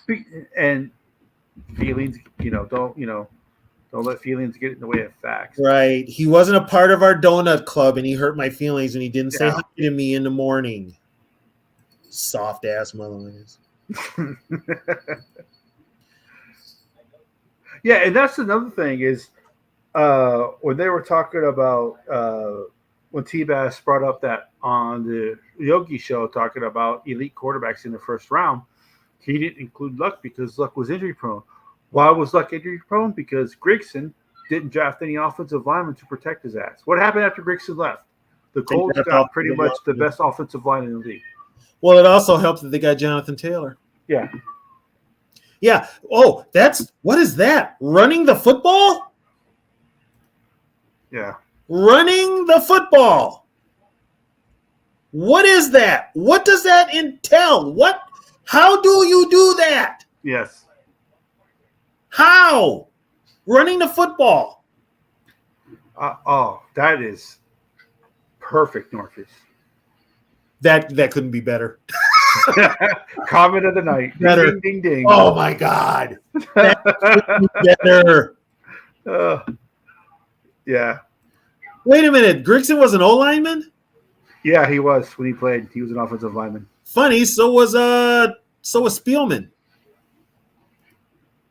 Yeah. So Sarah, are you moving or something? You had to get rid of stuff or what? Yeah, what the hell's going on? They stole your garbage bags? Oh my God. Sarah, what part of the Twin Cities you living in, damn? Damn. That sounds like some East St. Paul shit. Yeah, no, my head coach, Brian Belichick reminds me of my head coach in high school. She's in North Minneapolis. But yeah, my head coach. I'm not far from her. I know where she is. My head coach in high school was what Belichick is. We won all the time. He was not your friend. No. He wanted you. You had to do good in school to be on the other team. He made sure that he controlled every aspect of the team. It was his way or the highway. And even the assistant head coach was a hell of a night. Coach O'Neill was a hell of a lot nicer. But he was also when it came to performing on the field, he would put your foot in your ass. Yeah. I didn't experience him as much because he was the offensive coordinator. Our head coach was also the defensive coordinator. But both of the coaches would not mind putting their foot in your ass. We had the one coach that was nice to everybody and everything, and people, would gravitate towards him because you weren't going to get yelled at for 5 to 10 minutes. But yeah, our team succeeded because we had a coach that was hard as nails and would put a foot in your ass, not be Mr. Kumbaya, And that's the problem. And this is where it starts at the top. It's with ownership. Yeah. It starts with Mark Wilf and Andrew Miller. I don't know what he did. You know what? T-Bass, KOC does not. KOC was castrated years ago. I don't know. I missed that. If he ever had the balls, he doesn't have it. He's a yes guy. What did Reed do to Kelsey? I think he got in his face. Oh. I think he got in his face. Yeah. You've been hoarding in my basement, so it doesn't look like he needs. If you got any football stuff you don't want, let me know. Yeah. Yeah, that thing was frozen. Oh, he's in South. These guys live right by me. I'm in South Minneapolis. And here's another thing too. I wanted to say, I'll say this next time I tell Yogi. For the Viking draft, what happened this year was, even with the defense, this team has major holes all around. Yeah. So you're going to need an interior D lineman. You're probably going to need another linebacker, and you need I'm in Stevens community, Frozen North. I'm Stevens Apartments. And you need a lot of help. You're going to have to get a quarterback, but you can find a quarterback in the second or third round. So yes, Zoe, we need everything. We do. We need everything. Don't think we'll get a lot of. I don't know what they're going to do with Kirk. I kind of think they're going to sign him back, but I'm telling people that they signed Kirk for 2 years around 45 million or something like that, because he's a top 15 quarterback. He's not going to take 15 a year. He's just not going to. But here's the thing, though. We don't know how good he is. I mean, remember, Kirk was already kind of shy and shell shy. He get that deer caught in the headlight look before he got hurt. Now that he's got this Achilles repaired, he's going to be thinking like that too. And if you didn't think he ran before, guess what? He's not running now at all. Which is why I think the Achilles injury doesn't affect him as much as it does Rodgers. I think that Achilles injury is going to change Rodgers' whole game. Oh, the planting? Yeah. Well, no, the running, because even Rodgers would run. Aaron Rodgers would run, but it might hurt Kirk. He might double think about planting on his foot with Cousins, but like you said, Cousins didn't run anyway. So that part of the game's not very. But that also means Cousins is back to being a statue, which means the team needs to invest in the offensive line to protect him. Yeah, and that starts at center. Yeah. Thank you, Zoe. You're right. Okay. Yeah, I did see Kelsey throw his helmet. You're right about that, Zoe. This team needs to get off the hamster wheel. Well, they're going to re-sign him. That's just what you and I are predicting. It's not that we want him back. It's just that's what you and I are predicting. I don't want him back, but they're going to re-sign him just to take that 20. Because if they re-sign him before such and such, you take that 28 mil off. Yeah. What are you going to do with the 28 mil? Who are you going to sign? Are you going to sign Daniil? They need to sign a defensive lineman, free agent defensive lineman who's been proven in the league, not draft somebody. Well, here's the thing, too. Not another Lowry either. Who are you going to – because unless something doesn't happen, I'm already thinking Brian Flores is gone. So, if that's the case, guess who becomes the deep coordinator? Brandon Staley. Because he's good friends with KLC. They're going to run a completely different defense. So I think it's still be. Maybe they go back to. I don't even know what the defense would be considered. He runs a 3-4 in San Diego. He ran a 3-4 in He ran a 3-4 with the Rams. The Vikings don't have the players for a 3-4. That's why Brian Flores is actually doing good this year, because he's not running a 3-4. But here's the thing, though. He's running a multiple. But this is the thing. Is Brandon Staley going to see that, or is he going to be a Donatel? He's probably going to be a Donatel. Over 2 years, Dan. 45 over 2 years. You only guarantee. Okay, no. Do not guarantee him any damn money. Well, I'm saying they're probably going to. Probably this year. Here's the thing. He has got so much guaranteed money out of this team. He does not need any more guaranteed money. Of course. Oh, my God, T-Bass. Wow, really? Hold on a second. Hey, so, real quick question. Do you know who this is?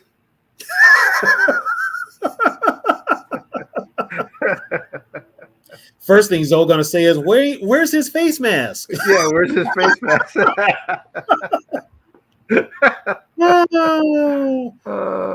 Oh, he's heard that name. You've heard the name. Okay. This is Joe Cap. That's Joe Cap, Zoe. And in case you want trivia, if you ever have to answer a trivia question, he was the first quarterback to get us to a Super Bowl. Here's the thing: Cousins is not going to sign anywhere else because no other team will give him guaranteed money, especially coming off an injury. Now, that being said, depending on who Atlanta gets as a head coach, Cousins might talk to them because guess what? His wife is from Atlanta. Yeah. So, 10 years guaranteed, no trade. Really, Sarah? Really? Really? Shit, I'll be dead and still complaining about this team. Yeah. I don't know. But here's the thing. The whole thing. Yeah. But you can't. The Vikings, here's the thing. The Vikings have all the, what's the word I'm looking for? They have all the bargaining. Right. Because, first of all, he can't be greedy. He's coming off an injury, a major injury. And we don't know. He's 36 years old. We don't know how he's going to react to it. You know? So, look up Joe Cap fight. I think it's under yeah, look that up. That's all you need to know about Joe Cap. Yeah. And here's the thing is, it's the only problem is you're going to have JJ's going to have a lot of input as to who the next quarterback is. That's problem number one. They're giving JJ the call, which is, I think, a big mistake. Big mistake. Well, I don't know if JJ is necessarily going to pick the guy. I think they're off. Say, hey, JJ, no. what do you think about this guy? Catch, trust me on this one. JJ is going to have a say-so into who the next quarterback is, which is why he wants Kirk. Because Kirk will make sure he gets his yards. Bottom line. Bottom line. That's why you need to watch this show, JK, so we can tell you about Joe Cap. Yeah, it's a vintage show for a reason. We got to get you youngsters caught up on the old stuff. Why is Sarah? You wrong for that.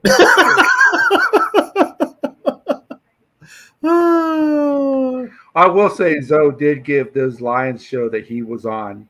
He gave them Lions fans. Zoe was nice in that show until the one idiot started acting like the Lions are the goddamn 49ers and acting like they destroyed the Vikings, acting like that they win the division every year. Then Zoe gave him some points on that show. He kind of shut him up. Zoe actually got so frustrated with the bullshit that they were saying on that show that he left. He did come back, but he left. So good thing I wasn't on that show. I'd have eviscerated every last one of them. Yeah. He Zoe held him and D Woods held their ground. It was, Okay, first of all, Lions fans need to I'm just gonna be honest with you. I'm glad you won your division. It took you 30 years to do it, but shut the fuck up. You're out in the first round. That defense ain't stopping nobody. That defense ain't stopping nothing. It's what they were saying about the Vikings last year. Well, yeah. And the Vikings, but you know what though? They're gonna get run. Yeah.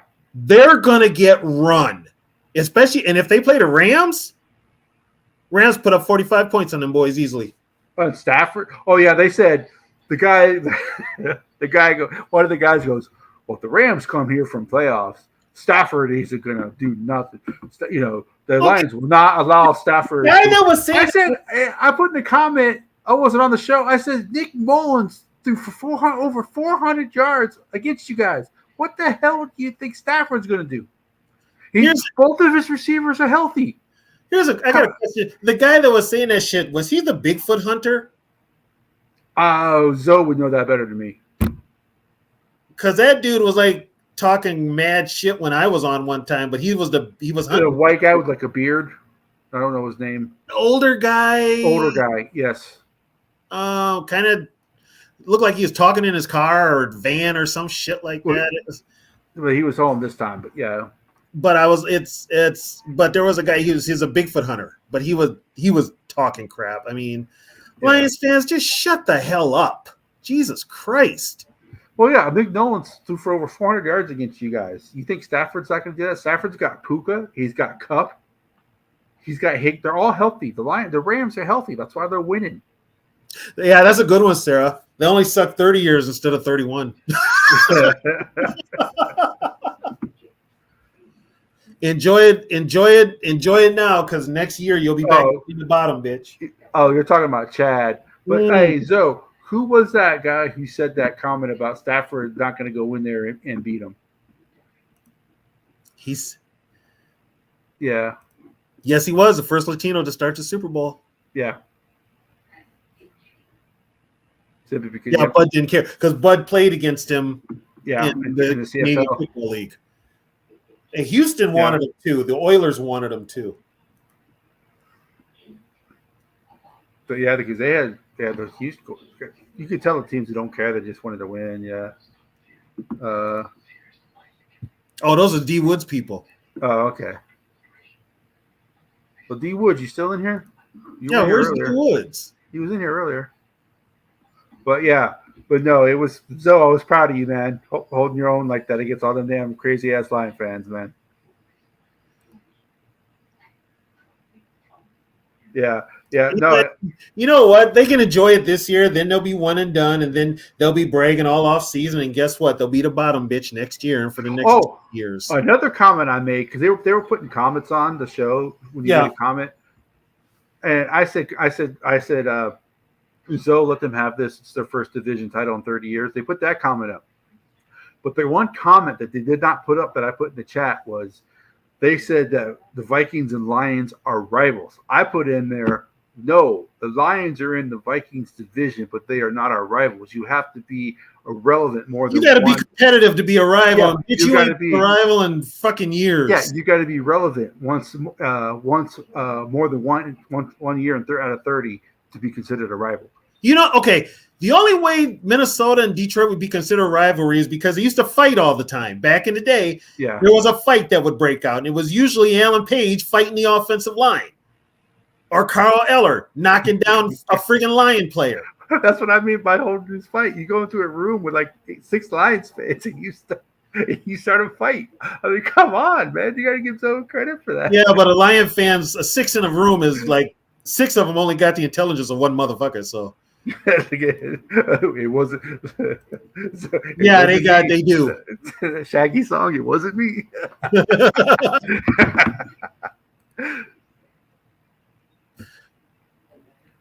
No shit. No shit. And I brought this up as well. They talked about sweeping us. I said, you guys have swept the Vikings 4 times in your history. Since the Vikings have been a team since 1961, your ass has only swept them 4 times. In my lifetime, and 2 of those were the first year that the Vikings were a team. The only other time they swept us was 1991 when they won the division. Yeah. 91, 93. Everything else has been either the Vikings swept or it was a split. Yeah, and the first 2 years they were a team, and then 91 and 93. I looked at it last night. That's it. Every other time the Vikings have they either a split or the Vikings swept them. Oh, wait. 91 or 90. Oh, 93 we split with them. I looked it up last night. It said that we swept them in 93. No, we split with them. Us. They got a gift. Okay, here's some history. This is how they was against the Vikings back then. We stopped the Lions on a 4th and goal late in the game. They called pass interference on Vincey Glenn in the end zone. They put the ball at the 1-yard line. The Lions scored a touchdown. Sean Salisbury started the game, or he came in for McMahon. The first pass, he was intercepted by Chris Spielman, which I think they won the game 31-27. And we played him in Detroit and shut him out 13-0. So it was 90s. 93. 91, they swept us. Yeah, 91 they swept us. 93 we split. Yeah, I think it was the football database that I used. Nope, that was a different one. Anyway, but no, it's only been 4 times. It's only been 3 times. The first year the Vikings, the first 2 years the Vikings, I don't think the Vikings beat them. 30-24, 34-23. Was the first that was last year, so I think all the way down to the bottom. So yeah, it was 37-10 the very first time they played, and then it was 13-7 the second time they played. Then it was 17-6 to to 23-17. So that the first 2 years that the Vikings were a team, the Lions swept them. They've only swept them twice since then. And 91 was one of them. So that's 91 and 97. Yeah. 91 and 97. So that's, I mean, so if you guys are resting your, because I think. Oh, wait. 91, 97, and 2011. Let me see. 2011. And I think they swept us the first year that Zimmer was coach, which was 2014. Let me see here. Because it's only happened. Let me see. You said 2014? Yeah. Let's see. 2011. Let's see, 2011. No, the Vikings. Let's see, 2011 is 13-20 and 23-26. Okay, so 5 times. Yeah. Okay. So that one site I went to was, I got to stop using that site because it's wrong. But I still knew it wasn't that many times. I knew it was like 5 or 6 or less. But yeah. Why? You know what? This is the first time in 30 years these figures have been relevant. Even if they do sweep us in 23, that's still 6 times since 1961. Yeah, that's not. Lions fans need to just shut the fuck up and mind their own damn business. Yeah. You know what? Be gracious. Yeah. Well, people said that they need to win with class. Well, they don't know how to win. Yeah. Well, you also have a coach who's a friggin' caveman. Yeah. You know, he's old school to a fault. You know, you're not going to give us respect. We're going to take it. Okay, take this ass whipping, motherfucker, because you're going to be one and done in the playoffs. Yeah. Okay, too evil. That was done before. The Vikings did that before during the 87 strike. They would alternate quarterbacks because they were replacement players. They would alternate quarterbacks every play. Disastrous results. It was bad. It was bad. It has been done before. Offensive lineman and quarterback are like the position, or like the positions you can't change. You can change running back, wide receivers, tight ends, defensive linemen, cornerback, safeties, linebackers. You can change those out each play. Offensive lineman and quarterback, you really can't do that. Yeah. Yeah. You just can't. Yeah. Yeah, this year was just an odd year. Everybody, they could have been middle of the road too. They got some lucky bounces like we did last year. Yeah.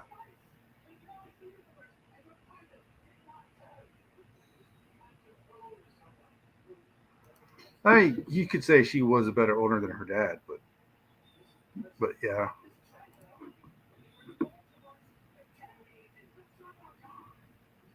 No, that's like Dick Butkus. He used to imagine a Hush Hush Sweet Charlotte where the head rolls down the stairs after she chopped it off. He said he used to imagine that on the football field. I mean, these guys, they like the violence. That was, You've got a very soft generation now that they know they can make money at it, and that's really all they care about. They know they can make money at it. Yeah.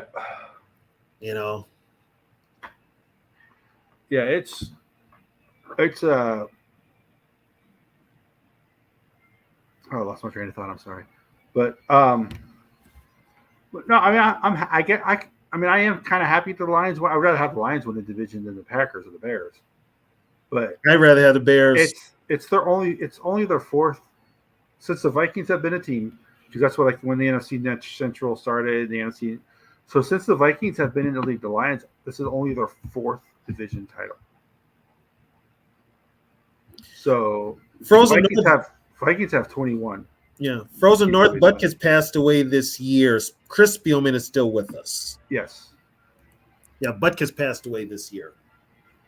It was Chris Spielman's wife that died a couple of years ago. Yeah, that's what you might be thinking of.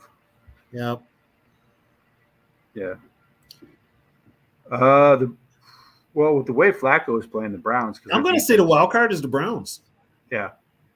I think the Browns getting the playoffs and shock the AFC. I really do. The defense is filthy, man. Yeah, and Joe Flacco. Okay, can somebody please explain to me why the Vikings didn't look at getting Joe Flacco? He was available. Because they wanted Dobbs. Dobbs was an afterthought. They weren't prepared for Cousins to get hurt. He, I mean, think about it. Flacco is the perfect quarterback for KOC system. yeah, so, okay, why wasn't KOC beating the table for like a Flacco, and who in the front office didn't look at Flacco? I'd be going for the Browns, Sarah. Oh, Browns all the way, and that would be paying tribute to my dad, because my dad was a Browns fan before he was a Vikings fan. So yeah, I mean the Browns lost their damn team, for crying out loud. Yeah, that should have never happened. Yep. So the Lions have just because of their ineptness, which is all on them. That's the only reason, that they've made their own problems. The Browns were fucked, put it that way. Yeah.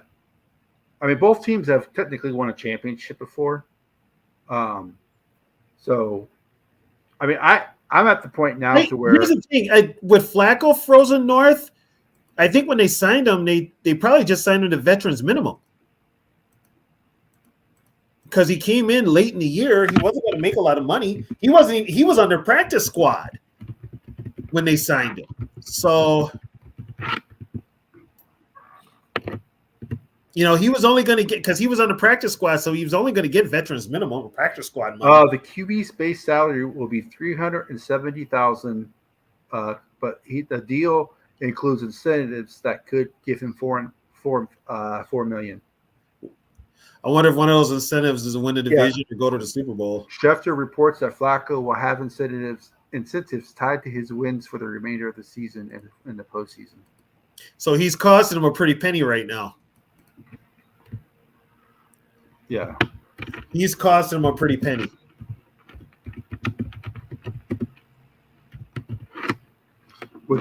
But look what he's doing though. Yeah. Yeah. We'll see what happens in the playoffs, but the Ravens not having any running backs could hurt them. And Dobbs is making $2 million. You know what, though, Sarah? That's a very good possibility that he does. Dobbs is making $2 million. Is he making 2? Mm-hmm. Well, we inherited his contract from Arizona. Yeah. So, yeah, we could have done it. We could have done it. But there's no direction in this front office, from player direction to this, celebrating past players to honoring. They didn't honor Bud this year. They didn't honor Joe. It's just, I've got more negatives about this franchise from the front office aspect than I do on the playing field. They actually brought this up to where Joe Flacco, as a Jets quarterback, knocked the Browns out of playoffs, like playoff contention or something like that. And as the Ravens, he beat Cleveland. Yeah. So they were talking about if Flacco turns it full circle and beats the Ravens in the playoffs, which if they played right now, I'd probably put my money on Cleveland. Well, here's the thing. Flacco in the playoffs is actually pretty damn good. Yeah. He is pretty damn good. So, and you catch that Cleveland team on a hot streak going into the playoffs? I mean, the receiver just broke he had 270 yards receiving in that, 286 yards or something like that receiving. Yep. Okay. We were talking about how Daniil could be a free agent at the end of the season. Don't be shocked if Cleveland goes after him and then they've got Hunter and Garrett. That guy wouldn't be in the AFC North. Yeah, that would. That would be my ideal front four. But here's the thing, though. If Flacco, let's say Flacco takes the Browns to the AFC Championship game, Right. do they still go with Watson? No, no Watson. They've already said Watson is going to be dealt next year. So Flacco could be their quarterback then. They're rolling with Flacco until the wheels fall off. They could. If Watson is probably going to be shopped, but he's got that big ass contract too. Here's another thing, though. If the Browns do win, that'd be another Vikings assistant. Don't remind me. So that would be what, 4? So you got Tomlin, Carroll, Dungy, Billick, Carroll. And if he wins the Super Bowl, that's 5. Yeah. God forbid. Oh. Which, don't get me wrong, I love Kevin Stefanski. I would be so happy for him. But, Russell, oh, God. Sarah, bite your tongue. Russell is cooked. He is. And plus, I don't think he'd run KLC's offense. He would butt heads with KLC. I don't want that fucking asshole on this team. I'm sorry. Yeah, he would butt heads. Hey, Jim, good show tonight with Yogi, man. I think that was you that was on with him. Yeah, I don't know. It's like I said, I'd be happy for Stefanski, but that would, like I said, it's Viking luck. Yeah. Viking luck. You can't,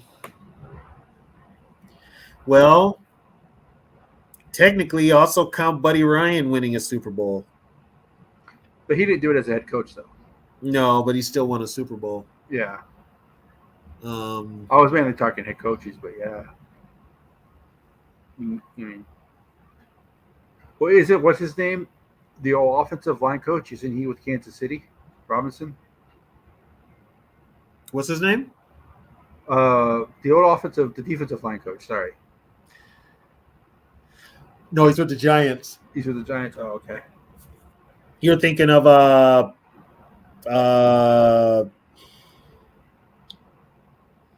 guy that was with Zimmer, right? Yeah. The guy was with the Vikings before Zimmer too. Yeah, he was with Denny. Yeah. Patterson. Yeah.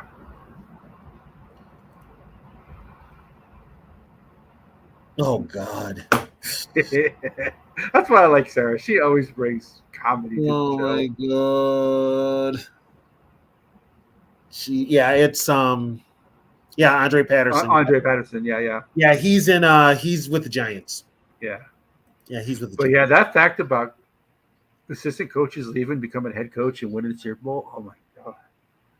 That's geez. No, you know what? Rumpf never came back. Chris Rumpf never. Matter of fact, he took another job. Yeah. He took another job. And he couldn't get along with who was it? He couldn't get along with. It had to be KLC. It might have been Flores, but Hicks as well. That's why he didn't sign Hicks, because right. He didn't get along with Akeem Hicks. Yeah.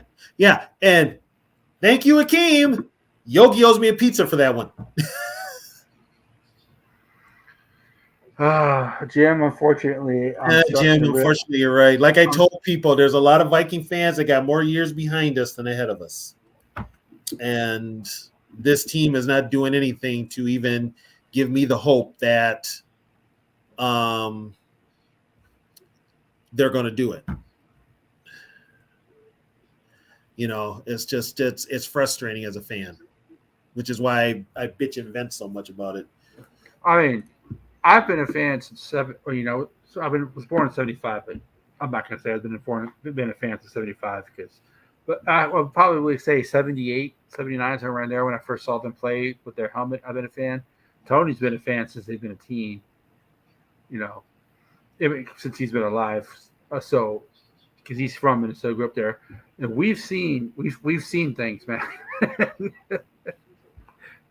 just like the luck and it just they are for some reason they're a cursed franchise, and I don't know. They don't have a story of being cursed like the Cubs. They wouldn't let the goat in, so the guy cursed them. The Lions with Night Train Lane cursing them. But the Vikings. No, that was Bobby Lane that cursed him. It wasn't Night Train. Oh, so sorry, Bobby Lane. Yeah, sorry. Yeah. But the Vikings don't have a story like that of why they're cursed. So maybe I don't know. Maybe because they were supposed to be in the AFL and they went to the NFL, but I don't know. But yeah, they just It's hard to explain.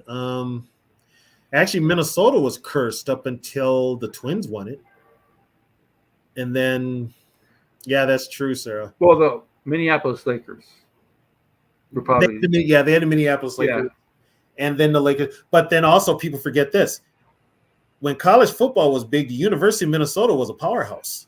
Well, here's a trivia question. People may not know this. The last team to win 3 straight national championships in football and college. The University of Minnesota Golden Gophers. Yep. They were the last ones. So, yeah. And that's before I was even born. Yeah, So, that was the 40s. Who is still on here? Yeah, that's before I was even born. 41, 42, and 43, I believe. Yeah. But no, that's the thing. Frozen, I am I would throw myself off of a building. I've been a fan Frozen, I've been a fan since 71. I'm 57. So yeah, you're right, mid-50s. I'm 57, so yeah. Yeah, we were a dynasty, Sarah. We were. Yeah. Frozen, I don't think that's going to happen nowadays. That's not happening, especially with the transfer portal. It's not And not happening. with the head coach they have. Yeah, that idiot. Like I told my friends, it's like now such a contrast in Minnesota football coaches. PJ Fleck runs the ball, can't throw it worth a fuck. Yep. They lost their quarterback, by the way. He transferred. He sucked anyway. I know, but I'm just saying. Nobody- The guy who replaces him better. Nobody misses him. Hell, the guy they got playing in the bowl game sucked, and he wasn't even going to play. And they won. Now he can go off and get married. Yeah. But you look at KLC, he can throw the ball, Yeah. can't run it. It's like fuck. Polar opposites. They're both good PR people. Both of them are. But as far as football coaches, there's much to be desired. Yeah, I don't know what the answer is. I wish I knew what the answer was. All you can do is just keep the faith that one day they'll win. It'll break right and they'll win it. I mean, if you would have told a Buccaneers fan in 1979 that they would have 2 Super Bowls by 2022, 2023, they would have told you you're crazy. If you had told a Viking fan that the Buccaneers would win a Super Bowl before you in 1977, a Viking fan would have said you're drunk. Mm-hmm. So if the Bucs can do it, no. No. My God, you know what? That would be so. Oh, the Twins win the World Series, no matter how long, and then the Timberwolves, who stunk for years, Not just stunk. They were pretty much the worst franchise. they were the worst franchise in basketball. They were threatening to move every year, and all of a sudden they win the NBA Finals. Oh my God. Only thing left would be the Vikings and the Wild. Well, I don't know, because I don't like the way the Twins are running right now, because if the Twins would let pitchers go longer than 6 innings, Sonny Gray would still be a Twin. Well, and that's the whole Major League Baseball. That's the whole analytics thing. But Yeah. But you know what, George? We've all said the same thing, and it's too late now. Bud can't. I mean, it should have been done when he was alive. It should have been done when he was alive. It should have been done when he was alive. Winnipeg, the Winnipeg Blue Bombers gave Bud a statue. but his home state and the team that he loved the most and the team that he went to bat for even after he retired and was a spokesman for can't do that. That's on the Wilfs. That is on the Wilfs. But guess what? They're going to get another parking ramp. I mean, don't get me wrong. I like the Gallahorn thing they have, but why not put a statue? That thing that's outside the stadium, that ugly ass thing. Replace that with a Bud Grant statue. Replace that with a Bud Grant statue.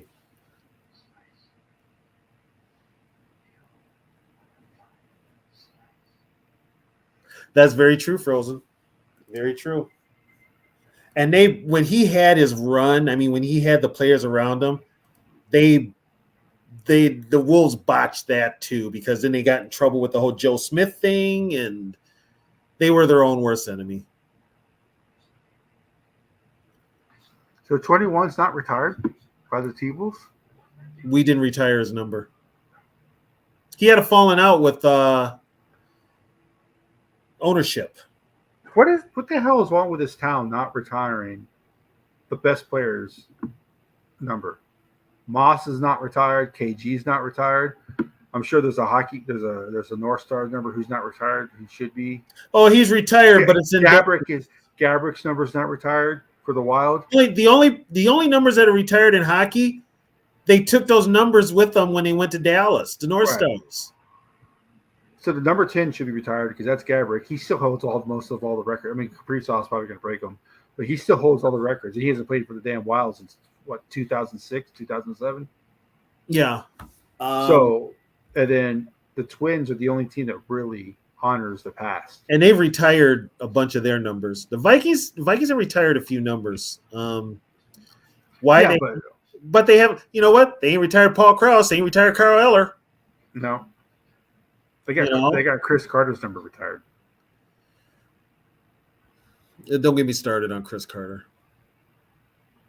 Don't get me started on Chris Carter.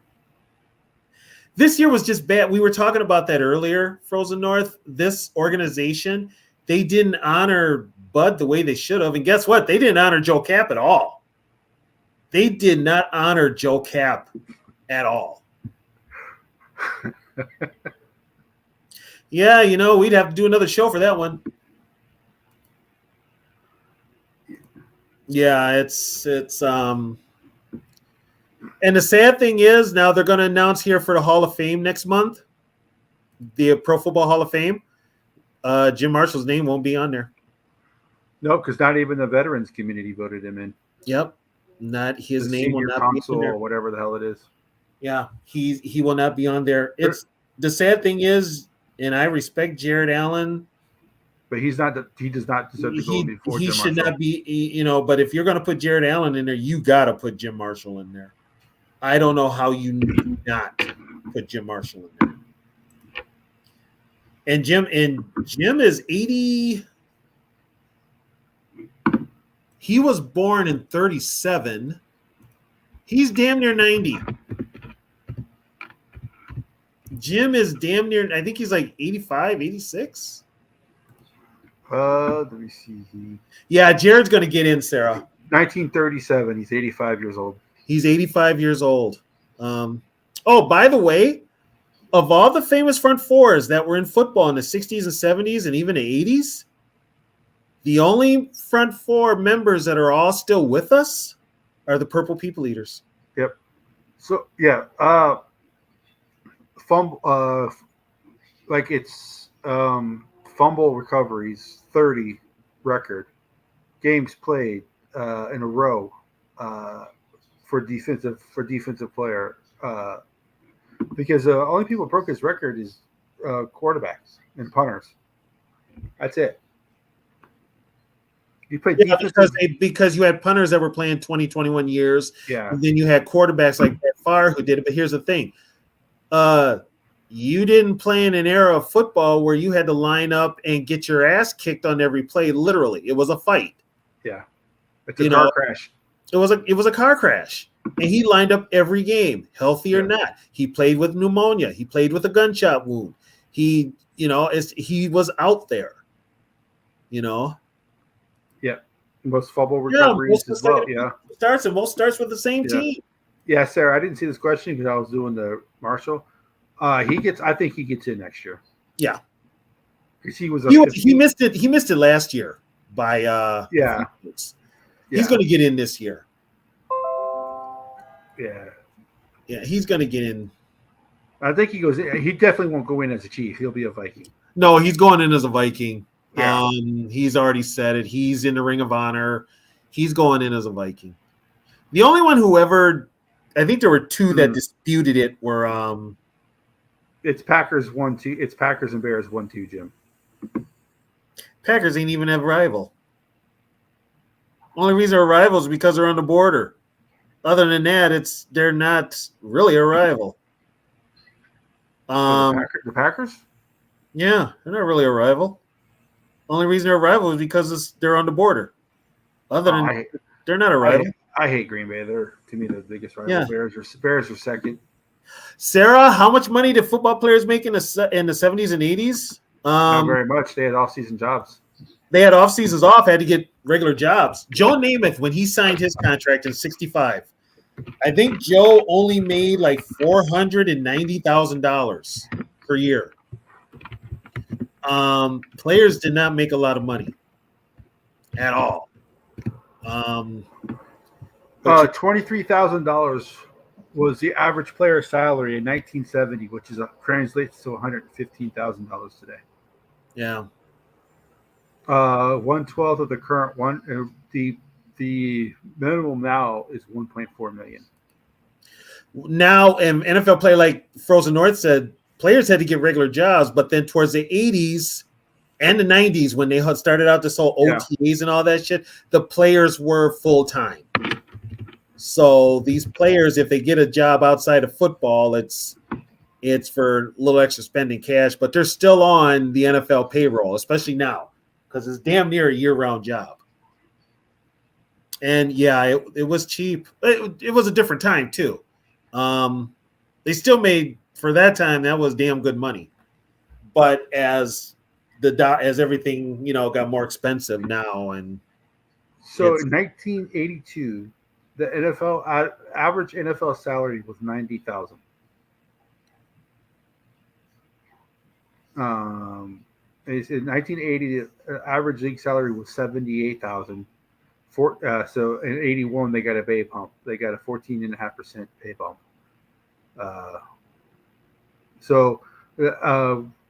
That's for quarterbacks. Running backs were 94. Defensive linemen were 92. Receivers 85. Offensive linemen 85. Linebackers and defense. So kickers made the less $65,000 a year. I think kickers make like $2 million a year now. Yeah. So that's why they care about the TV. Your contract. average bench player makes $2 million just to ride the bench. But Yep. That's what happened when you've had an influx of outside money to help pay for these. You got profit sharing, the TV deal, endorsements. Like I said, the NFL will never go broke. That's the whole thing. Yeah, he would probably still he'd have all of his money if he No, there'd be no camels at his birthday party. And he wouldn't be buying rounds for the whole damn bar. Yeah. Yeah, maybe a pack of camels. It's kind of sad that the $90,000, that's what a player on the practice squad makes. Shit, sign me up. That's so even practice squad players don't have to work. If they manage their money right, they don't even have to work. I can travel with the team. All I got to do is I get tickets to every game. Fuck, sign me up. Did you see the food spread they get, dude? Yeah. Before and after games? Fuck. I'm there. Yeah. Yeah, I'll carry it. Yeah. Yeah, I'll gladly. I'll get to my ass beat for $90,000 a year. Shit, yeah. That's why they leave early to go to the NFL, even if they because I think USFL players I think they make what NFL players made Yeah. in the 60s. They make about I think they make about $40,000 or $50,000 a year. But here's the thing though. For people, I don't know if you got more. I would say people probably know this, but in case you don't, that 30, 40 million that let's say that Mahomes makes, that $45 million that he makes a year, he only gets paid. He doesn't get paid during preseason, and he doesn't get paid during postseason. He only gets paid the 17 regular season games. That's it. He doesn't get paid off season, none of that stuff. He only gets paid that $45 million contract gets paid from week 1 to week 18. That's it. Is that guaranteed? Well, that's what they say, guaranteed contract. Yeah. So like even if you get cut after, if you're on the team week 1. But you know what though? He still got paid in that Super Bowl because guess what? They get the players get a winning share. Yeah, they get a winning share. What I'm saying, but the team doesn't pay you. The league, I think the league pays you. But the league still pays you. Yeah, but his contract, the $45 million contract that the Chiefs pay him, he doesn't get that once the regular season's over. Yeah, so the league is paying him. Yeah. And you know what? He ain't hurting. He's got endorsements. He's got the league paying him. He's fine. Yeah. He's fine. So, North Dallas 40. Yeah, I remember that movie. That was about the Cowboys, wasn't it? Yeah, it was based off the book written by Peter Gent, the former Cowboy. The Cowboys hated it because it was written by Gent and everybody knew it was about them, which painted a bad look at Tom Landry in that organization. And they hated it. They came out and said that has nothing to do with the Cowboys. That is not the way the Dallas Cowboys operate, blah, blah, blah, blah. And everybody's like, bullshit. For modern reference, you know what that reminds me of? Do you remember that show that ESPN produced about an NFL Pro League? It was a pro football league. It lasted like 4 or 5 episodes before the NFL killed it. Oh, yeah. What was the name of that? I can't remember the name of it, but like the starting running back was like on like heroin or something like that. Yeah. Yeah, and they're like, this is not the real NFL. And the writer, and I guess one of the writers of the show used to play in the NFL. And he's like, every episode I wrote actually happened in that. Well, and they got on for Any Given Sunday, they got on Oliver Stone. Yep. But Oliver Stone got his info from a former player. You know? Playmakers, that's what it was. Playmakers, yeah. Playmakers. Yeah. He got his info from a former player. A lot of these guys get their info from former players. It wasn't HBO. HBO did Ballers with Dwayne Johnson. It was an ESPN show. ESPN produced it. Was Playmakers, I believe. Yeah. I think it was Playmakers. Yeah. So, but yeah, they canceled that. The NFL canceled that show. Yeah, I was gonna say that. Ever since he's hooked up with Taylor, she's put it on him so bad he can't play football no more. But guess what? Guess who else that happened to? Oh, yeah, Taylor. Yeah, exactly. But guess who else that happened to, Sarah?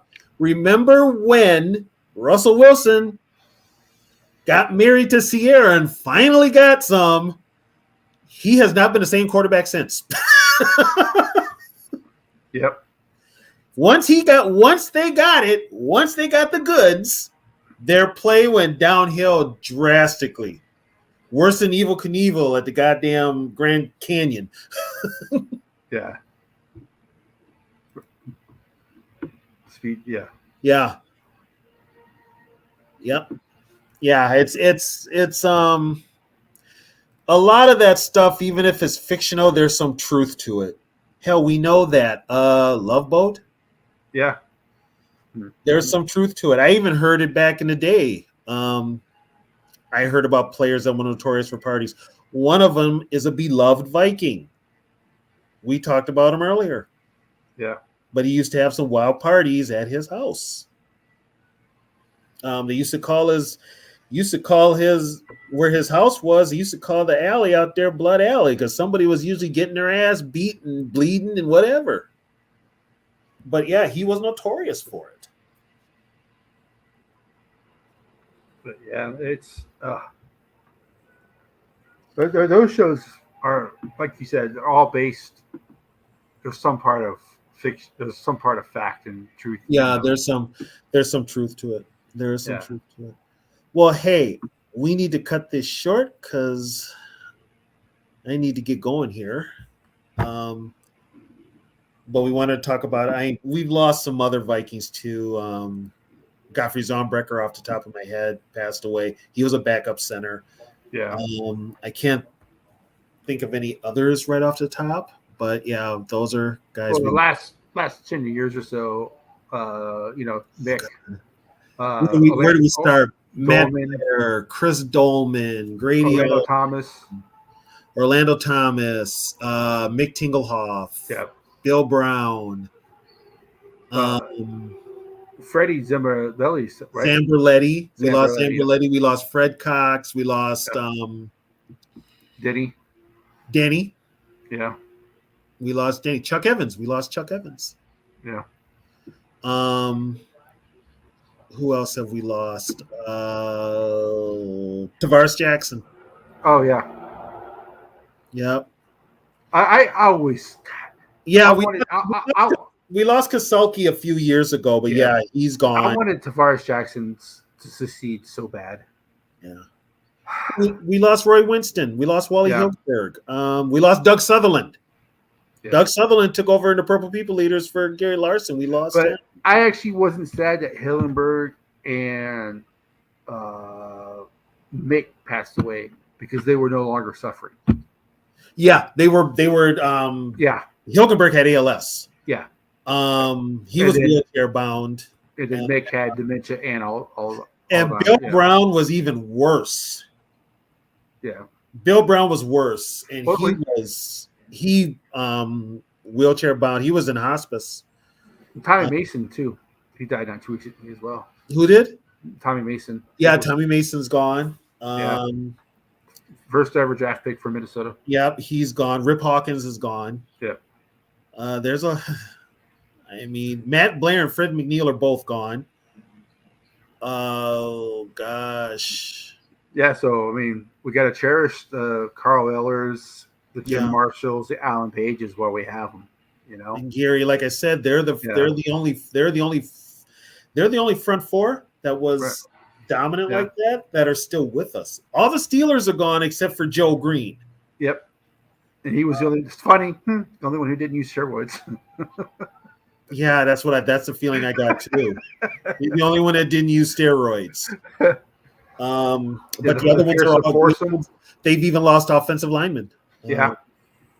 But the Steeler players all passed away young. Yeah. They were, like 50, like Mike Webster. Dementia set in for a bunch of them, Bob. It set in for I'm so sorry, Sarah. That I would not wish that on my worst enemy, man. With my wife being a nurse and my mom's second husband, his mom had it. Just to see someone deteriorate like that in front of you, it's just. I feel for you. I feel sorry. My thoughts go out to you, Sarah. I wouldn't want that on my worst enemy. And my aunt had it, and it's a bitch. I'm just gonna tell you that right now. It's a bitch. But yeah, due to all the concussions that they had, I'm not surprised that they constant head knocking, especially on the offensive line. Because back then you were allowed to do a head slap too. Yeah. I'm so sorry to hear that, Bob. Yeah. So sorry about that, Bob. But yeah, it's a wonder. Thankfully for me, both and my it's parents are kind of alive and sane. So it's kind of cool and refreshing. We know these guys get older, but if you listen to Alan Page talk, he still seems really coherent. Yes. Frank Tarkenton as well. And does too. Yeah. Jim, you can tell he's older, but he still has some of his memories. Yeah. He does. Carl, you can take or leave. Gary Larson, these guys are all older, so naturally their language is going to be slower. But Paul Krause too. Paul Krause, Stu Voigt. Yep. Hell, Chuck Foreman. Yeah. Listen to Chuck Foreman talk. You can tell the effects. The one who it's and I'm surprised he's still on TV. Terry Bradshaw. Yeah. He's already been diagnosed with it, and sometimes you could see where it kicks in. If you really want to see the change, Lee Corso is a perfect example of that. Lee Corso? Yeah. Okay. Like he doesn't do. They pretty much have to tell him What to do? what to say and everything now. That's why he doesn't. He should be done, but They he's should not. they should stop parading him out there. Yeah. Like that. Yeah. Give the man some dignity. Yeah. Give So the man it's sad and it happens a lot. But like I said, thankfully in my family, it doesn't run in my family, so I'm blessed for that. But yeah, it's just to watch it, it's really sad. But yeah, but no, this was end of the year show. We would like to thank you guys for joining us, Frozen, Sarah, Norpheus, Bob, T-Bass, Jim, everybody, George, both George. Bob, we really appreciate you guys joining our show. Like I said, we're the only show that talks Vikings history. Today was a little bit different because we didn't have a show.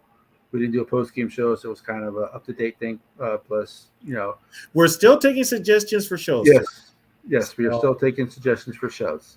So you guys, I think, I think I have an idea for the first show of the new year. I'll run it by you, Tony, off air. Okay. But other than that, like I said, we got 3 or 4 suggestions in the last show. This is where we got this one from. Yeah, I get you, Frozen. You know what, Frozen is kind of that's kind of a it's hard to say that because honestly, I'm part of that generation. We knew going in that there were going to be problems. We knew the risk. We knew that. We knew the risk, but we still played. We loved the game, and yeah, that's going to happen. But it's especially when you look at football players, everybody's used to them being these tough guys. But then guess who's undefeated? Father Time. Yeah. And sometimes it depends on how a player ages. Some age gracefully, some not so good. So there's that kind of thing. They are working on the helmets, Bob. The helmets they keep changing. The helmets don't even look like helmets. They look like the helmet that I still got my helmet from when I played. Yeah. I look at my helmet now and look at the helmets now. It's like it's alien technology nowadays compared to what I played with. It really is. It's like let the players play. Yeah, in the brain damage cost. But guess what? The NFL doesn't pay any of it. Right. And here's another thing. Tony, I think we talked about this before. When you and I played, yeah, how many times did you ever see a helmet come off? Maybe once every couple years. Yeah. The players nowadays, they don't wear tight helmets. They want to be comfortable. They don't want to worry about protection. That's why the helmets come off all the time. Oh, some of those players are coming off every play. Yeah. Especially the offensive lineman. You buckle up that helmet on the offense. I never lost my helmet during the game. And I had, like, playing defensive line. Them offensive linemen grab your face. They push up on your face. I actually had to put a visor on my helmet. I got too many, eyes and fingers in my eye. Fingers in the eye? Yeah. Yeah. So I had to wear a helmet. I had the visor. So, yeah. So people wear a visor nowadays. It's just for show. It has nothing to do. And they never flagged you for it. You could a lineman could have your head yanked back, and if you had the neck guard, that was even worse because they're trying to shove the neck guard into your neck, literally. I used to take my hands underneath the shoulder pads, shove up the shoulder pads to choke the guy, and then when I swung, when I swam over him, I would push his helmet down. I couldn't do that nowadays. No. That's the whole thing. Those preseason cushions, they only use them in practices. Yeah. They only use them. Here's the thing. Those are those ugly ass white things, right? Yeah, black and yellow. Those, yeah, goofy looking thing. I remember when it was weird. Like Mark Kelso, remember him? He had like the double helmet. Yeah, the double helmet. Yeah, it was like Yeah, that he was- did the double helmet. so. Yeah, But yeah, I mean, here's the thing. It's like what people don't realize what these players need to realize this also. You will get that one payday after that, you're expendable. mm-hmm. And as long as the NCAA keeps churning out players like they have for the last 100 years, or at least 70 years, 80 years with the NFL, you're expendable. Doesn't matter how good you are. Yep. There's always going to be someone younger and cheaper to take your job. You know, they're always going to be bigger, faster, and stronger. So if you're a player, grab the money you can now. Stay at the top for as long as you can. But if you can't, save your money. Don't be blowing it. Don't be like AP and wasting all your money and then having somebody steal all your money. You got to be, I mean, these guys, first of all, these kids are making more money than they'll probably see in the rest of their life. The one thing that they'll tell you is never have a family friend or a family member handle your finances. You hire a professional. And that's a mistake a lot of them still make. Because the professional will not, more than likely 9 times out of 10 will be more honest than your family member or your friend. Yeah. Yep. And so that's just, you know, but like the NFL does, they give these, and here's what the NFL will probably do. They're probably going to put some things in the contracts now that should anything happen to you later on in life, the league and the team is not liable for that. And in order to get your so-called millions of dollars, you got to sign that waiver. Yep. And guess what? Honestly, I'm going to sign that waiver. Yeah, I am too. I'm going to sign that waiver. It's kind of like wrestlers. They're independent contractors. Which is, if we had a wrestling show, we'd have to get into that one too, because that's a bunch of bullshit too. We could. I mean, my brother-in-law used to wrestle. He used to be Pro? a professional wrestler. Was he professional? Mm-hmm. We need to do a show because I know He played Doink the Clown after the guy who originally played Doink the Clown. After the original. Mm-hmm. Okay, I was in semi-pro football. I was teammates with a guy that wrestled in WCW. Yeah. In the tag team of Maximum Overdrive. Yeah, his name was his name is Dusty, but he had to change his name to Dale because of Dusty Rhodes. Yeah, Dusty Rhodes. So, but he was the guy. He always wore the San Antonio leather coat. Yeah. He got to the ring. Okay. So he was a worker. Okay. But yeah, but Scott, his stories. Oh my gosh. Let's just say the dark side of the ring is not made up. I'll just leave it at that. It's if you thought football was a soap opera, yeah, behind the scenes pro wrestling, yeah, it's even worse. Yeah, it's even worse. Yeah, you can find him on YouTube if you look up Dale Wolf or Dusty Wolf wrestler. Yeah, but yeah. So I mean, there's the NFL and the NFLPA. Once they're done with you, they're done with you. You have to play like 7 or 8 years in the league to even get a pension. So, but yeah, so folks, we're still open for suggestions. My brother-in-law would disagree with you. I'm just putting it out there. Yeah, WWE now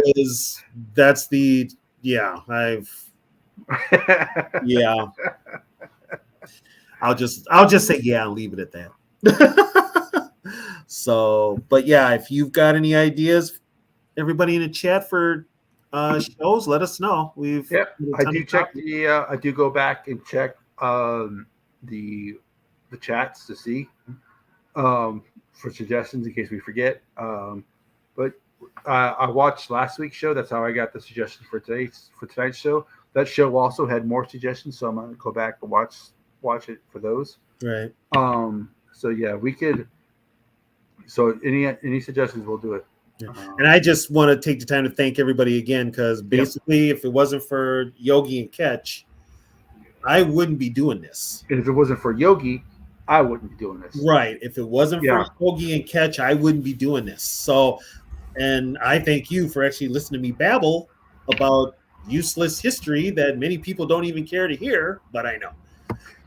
We have not done individual seasons yet. Nope, we haven't done individual seasons, and that is one on the list. Yes. That is one on the list. But the season I think we're going to do first is what I was tell.